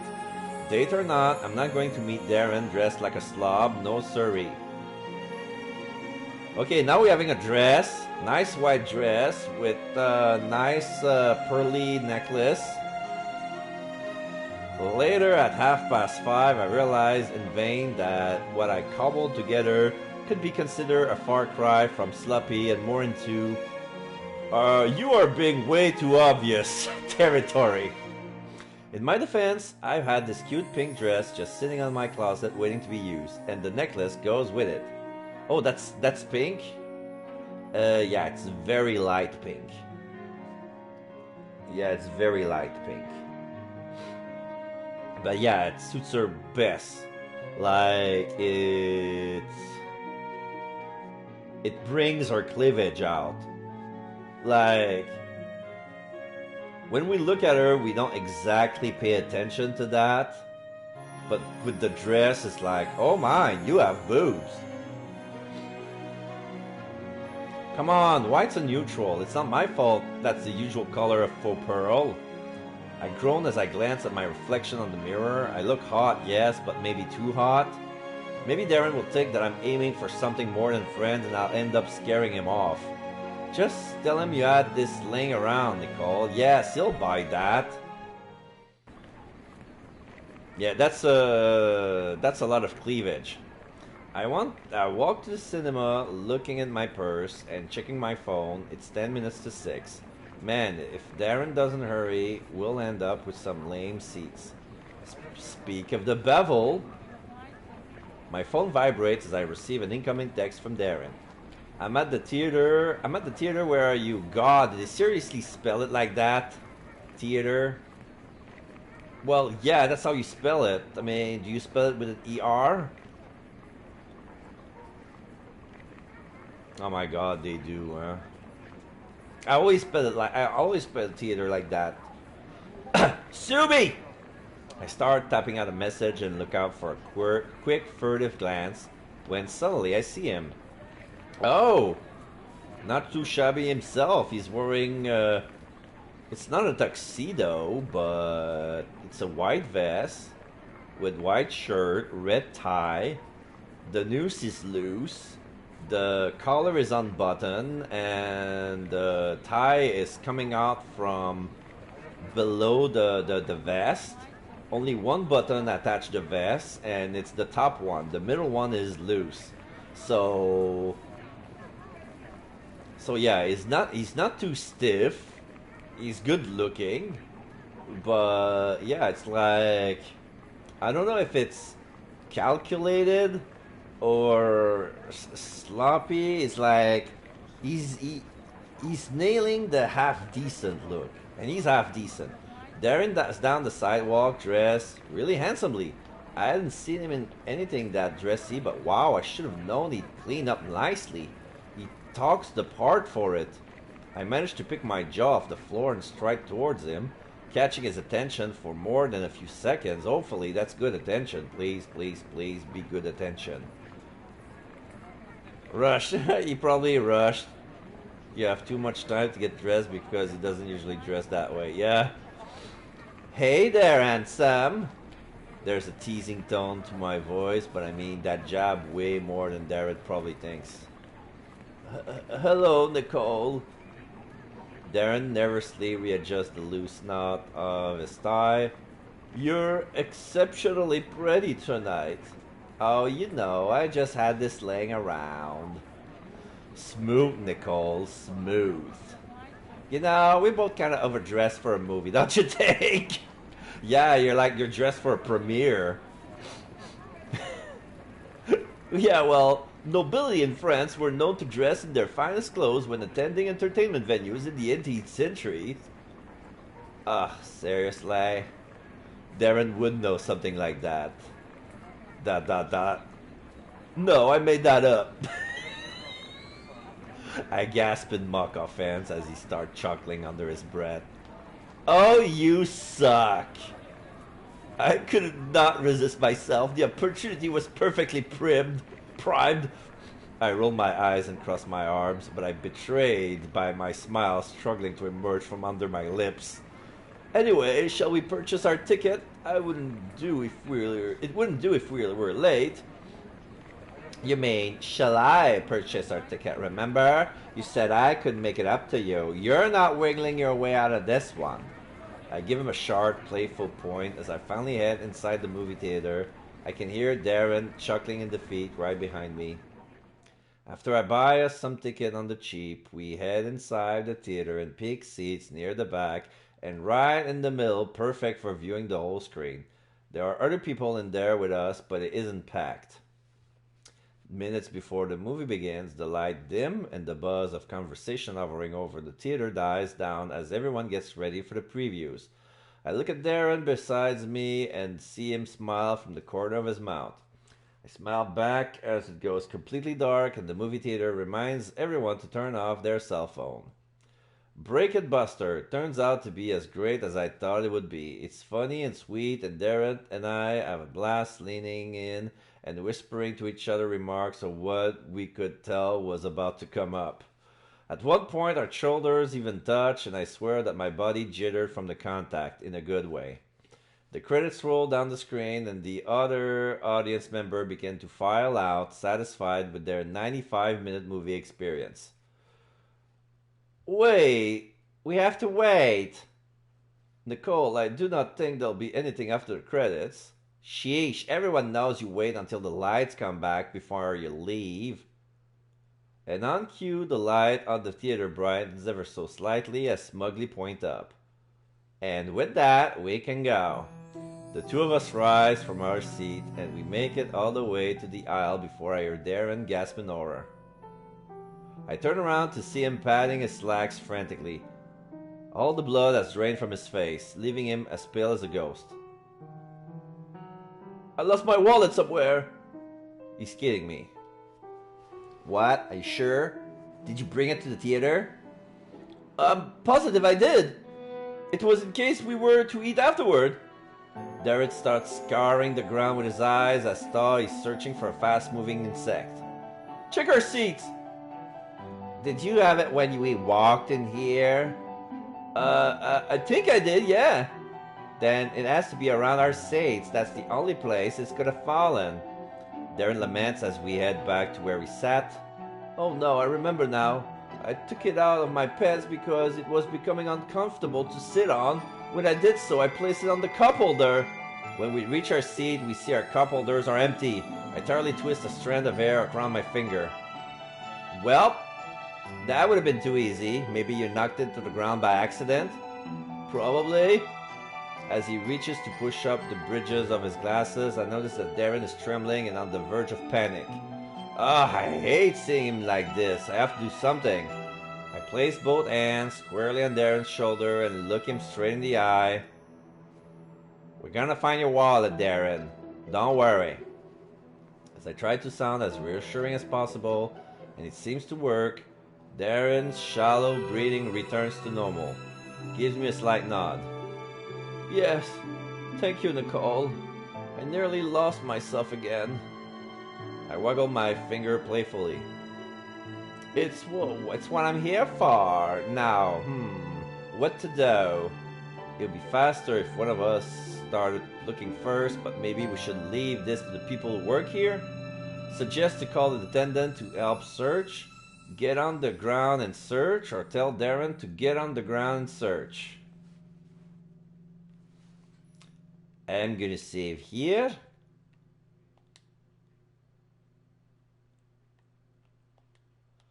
I'm gonna save on this slot. Okay, so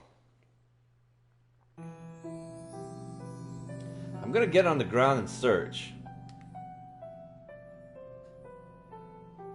Hold my purse. I'll look for it myself. I shove my bag into his hands and lower myself to my knees. Nicole, no, you can't do that. Why not? I'm just gonna look for your wallet. Nicole, please get off the floor. Darren places his hands on my shoulders to try and urge me upward.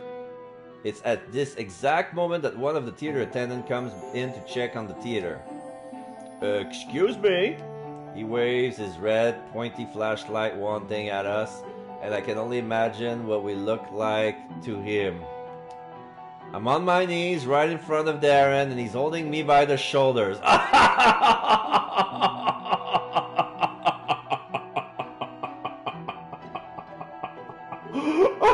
No, it's not what it looks like.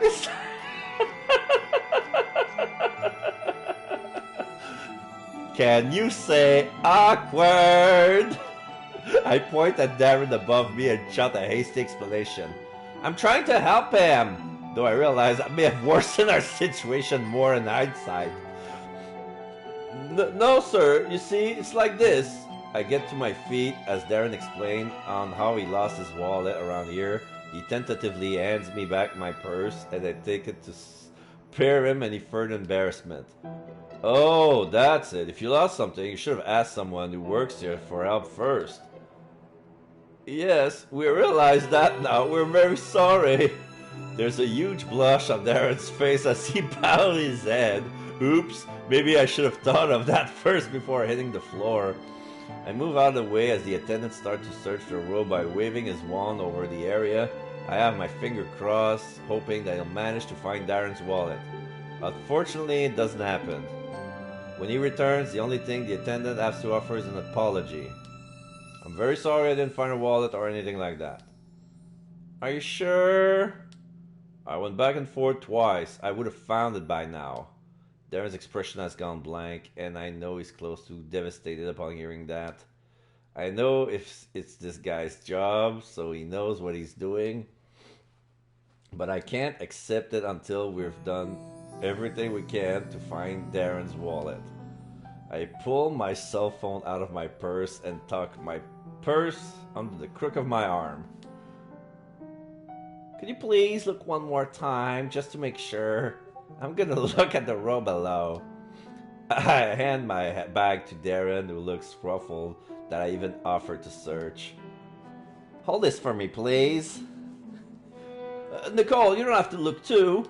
Relax, it'll be more efficient this way. And I told you we're going to find your wallet, even if I have to look for it myself. As the attendant starts searching the row once more, I go to the one below it and get to work. However, I soon realize there's a problem. The bottom of the seats are way too low, and I don't think my phone can get as bright as a flashlight wand. So if I want to search thoroughly underneath the seat, this is going to be so gross. I whimper under my breath as I slowly lower myself. I'm going to have to take like 2 showers after this, I swear. My free hand braces myself against the floor and my knees keep me upright. Okay, this isn't so bad. It's not terrible at least. I begin to crawl down the row of seats, edging my phone underneath each one to light up the floor. I can feel bits of popcorns and candy wrappers brush past me as I keep going.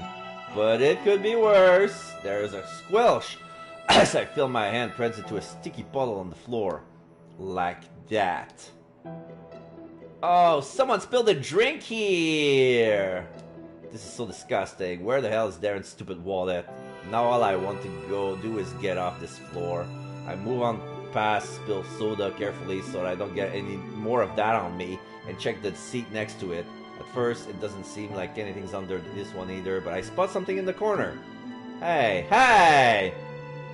I do my best to peek over the top of the seat at Darren staring in the aisle. Is your wallet brown, Darren? Yes, it is! Did you find it? I think so. I struggle to keep my voice level as I stretch my arm out, trying my hardest to get my hand around the wallet. When I finally feel leather on my palm, I grab hold and yoink it from underneath the chair. Yes! Score! I got it! I jump out from the row and hold the wallet in the air like a flag of victory. Darren seems scarcely able to believe it. You really did! How did it manage to make its way under there? I shrug. Someone must have kicked it, so it fell behind the chair in front of us. But I told you we'd find it. Oh, but as I readjust my grip on Darren's wallet, I feel some of the material stick to my hand. It might be kind of sticky, sorry.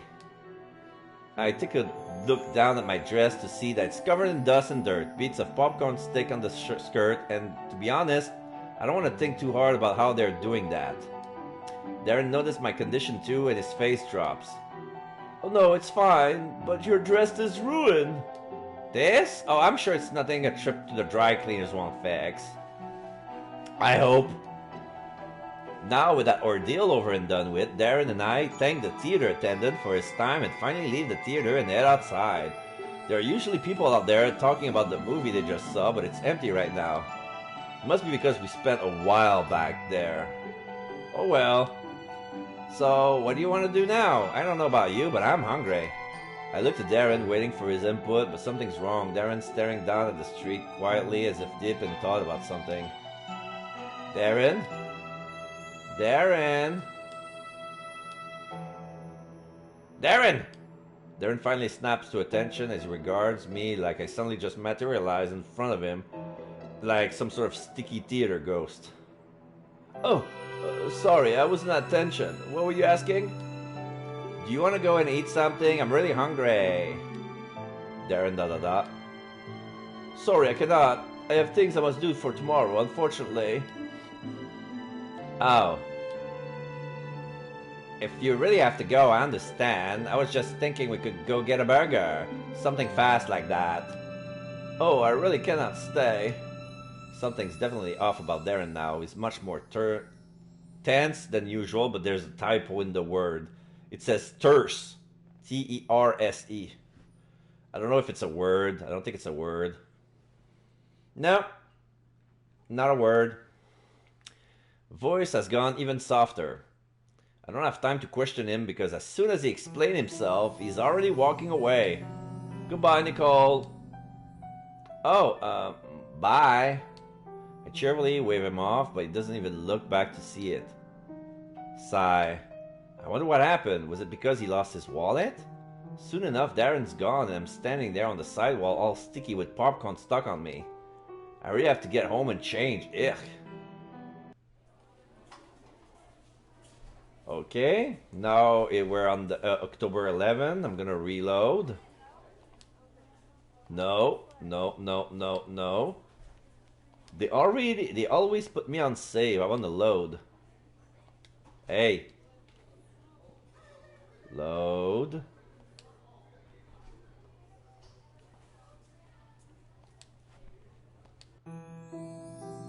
Okay. Suggest you call an attendant to help search. Why don't you ask an attendant to help look for it? Isn't this part of their job to make sure the seats are clear for the next showing? Darren's eyes widen as I point this out. Yes! I'm at 90 now. Okay, great. So I'm gonna save here. Yes. That's genius, Nicole. I will go and just do that. Darren swallows nervously before he goes to find a movie theater attendant. I know it's hard for him to approach strangers like this, but he's getting way better at it. I'm proud of him. After a few minutes, Darren returns, leaning back a guy dressed in a movie theater polo shirt. The employee is holding one of those glowing, pointy red flashlight things in his hand. Was it called a wand? Something like that? I move out of the way as the attendants start to search the row by waving his wand over the area. I have my finger crossed, hoping that I'll manage to find Darren's wallet. Unfortunately, it doesn't happen. Okay, so the rest is done. So Darren's been really acting sketchy ever since we went to watch that movie together.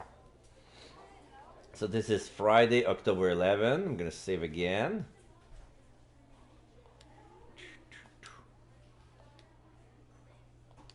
I don't know how to explain it. I feel like he's avoiding me. I watch him out of the corner of my eye as our intro professor goes on and on about monkeys. He's sitting near the front away from me. That has to be suspicious, right? Well, the only reason he's sitting there is because he arrived late and other people came and took his usual spot, but Darren is never late. Like, he's usually prompt. And that isn't all. Every time I ask if he wants to hang out, some excuse always manages to pop up, like he has school stuff to do or he's committed to a previous engagement. I grab my hair and sit down in my seat until my chin is resting against the top. This is so weird, I don't like it. The thought of Darren actively avoiding me makes me feel sick to my stomach. Could be just overthinking it. Yeah, that has to be it. I'm making a big deal out of nothing. I'm sure there's a reason why Darren's acting the way he is lately. Intro ends soon enough, and everyone's packing their stuff away so they can leave. I end up packing my stuff in record time, and I'm by Darren's side before he can escape. Darren! Oh, hello, Nicole. Darren zips off his backpack and turns in his seat to face me. Did you need something? Did I? I know I came over here, but it was only to see if you would ever bother talking to me. Wait, I got it.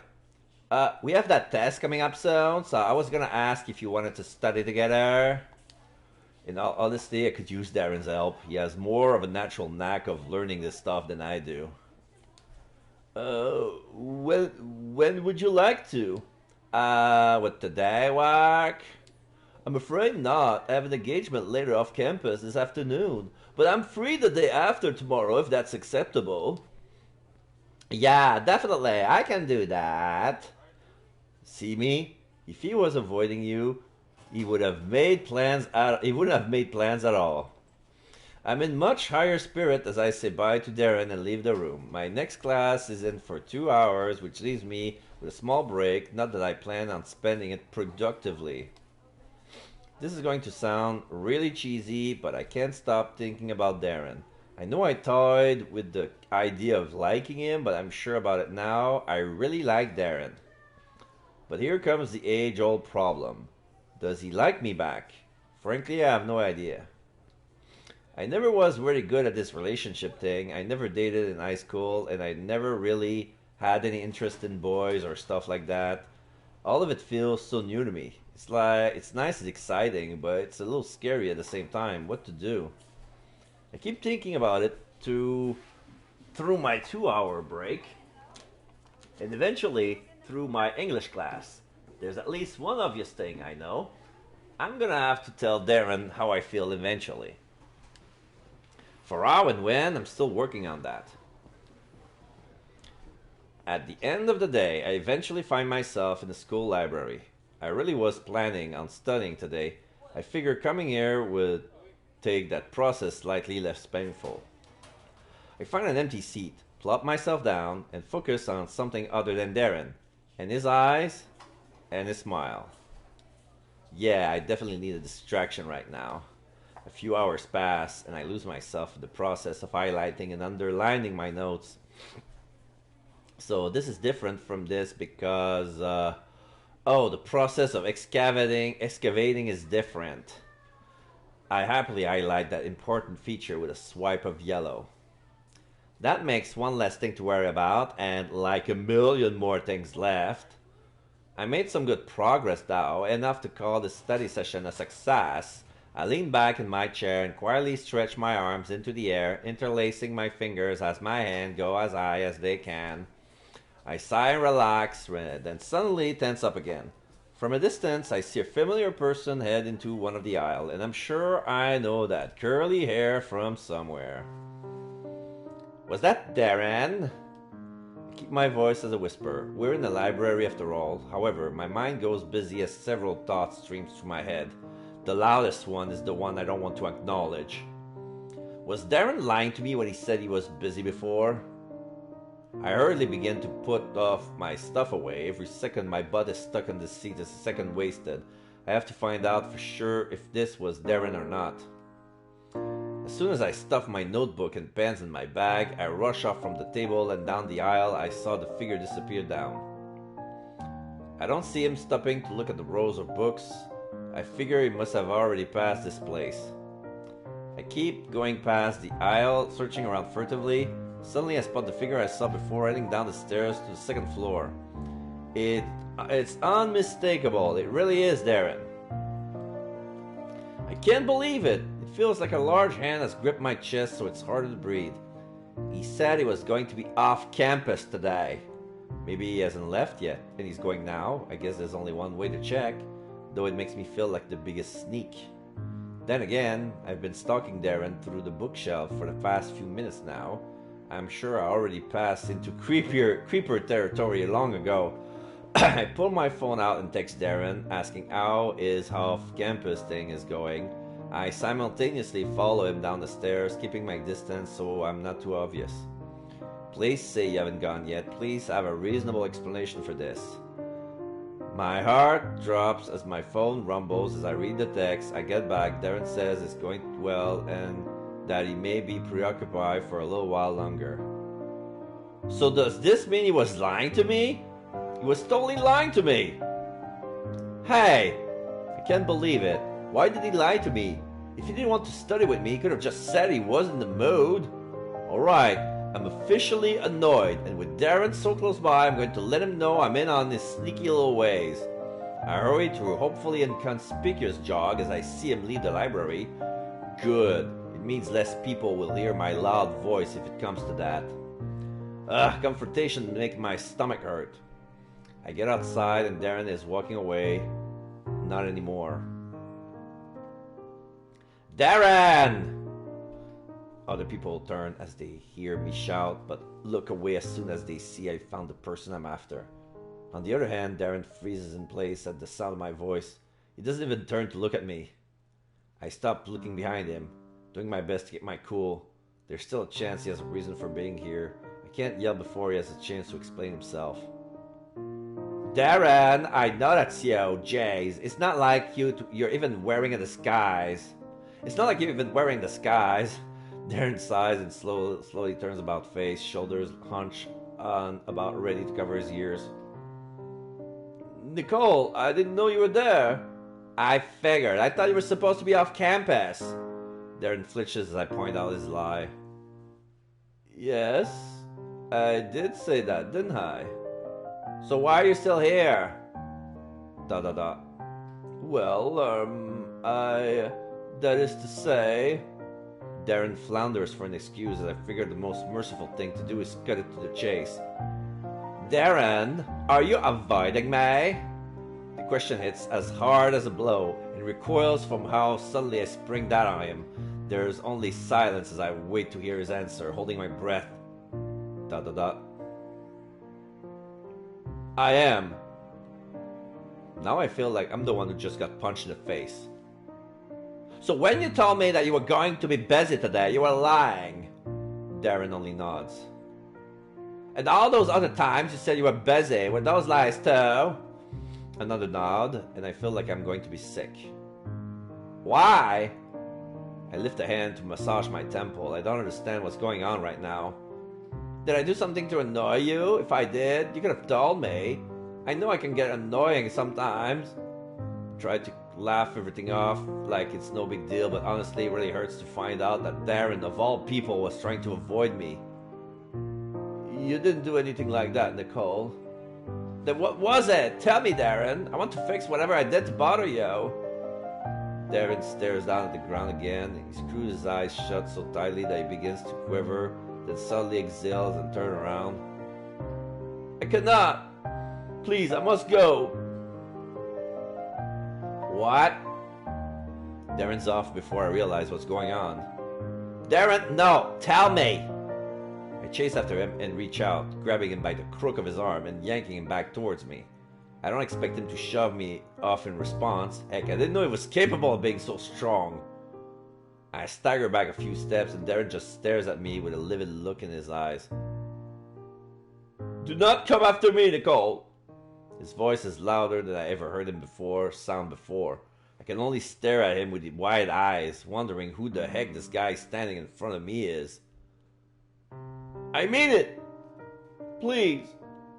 Please do not come talk to me. Do not come near me. I need some time away from you. Darren backs up to put up some distance between us, but he isn't watching where he's going and managed to trip over his own feet. I gasp as he falls on his butt, hands covering my mouth, and I approach to try to help him, but he holds out a hand. Nicole, don't! What did I just say? Well, you fell on your butt, you idiot. I'm just going to leave you there. He doesn't look like he's about to listen to me, though. Help him or don't help him. Alright, save.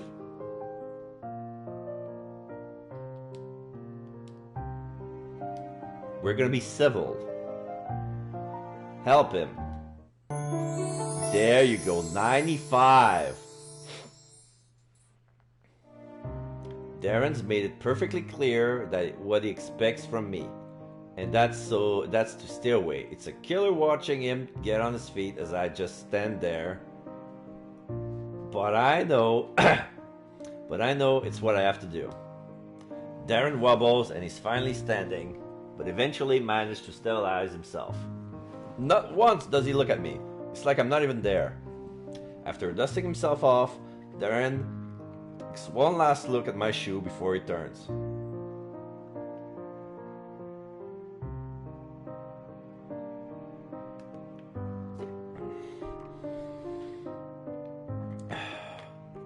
Darren ... Goodbye. I don't say anything back. I don't know what to say, and I don't even know if I want to talk to him right now. He obviously doesn't want to talk to me. I sniff a little and blink hard so I don't do anything embarrassing in public other than to force myself to leave in the opposite direction. You got technical issue, I'm going to stop the app and reload. No problem, no problem.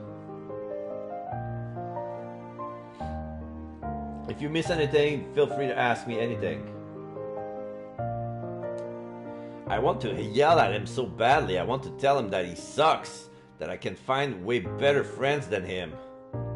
But as much as I want to, I know it would only make me feel worse later. I wouldn't mean a thing I was saying. I feel my phone vibrate again, and I almost don't answer it from how crappy I feel. I decide checking it won't hurt, and I do just that. It's from Darren, and it has only one word. Oh, everything is resolved. From Darren, sorry. I stare at the tiny screen of my phone for a moment before putting it to sleep and shoving it deep, deep within my bag. Whatever. Guess whose number is getting deleted? What? Alone ending unlock?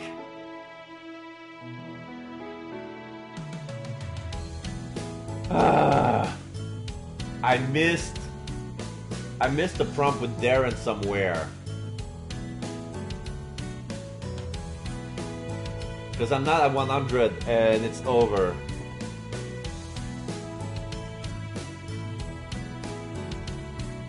Shoot, I wish I had Nicole in my life, even though I'm kind of an extrovert. She's the real cool school girl. She's a real cool girl. She has a real big heart. Yes. I nearly burst through the doors of the class building the moment I'm done with my bio final. I'm free. I'm free. Oh. Tyler, I don't know if you're here. No, you're not. All right.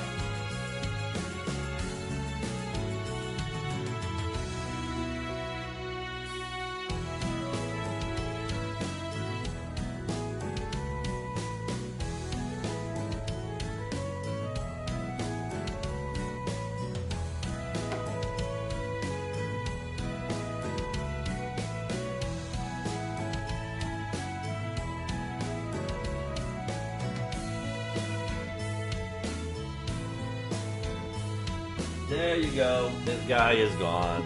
Stupid follow bot.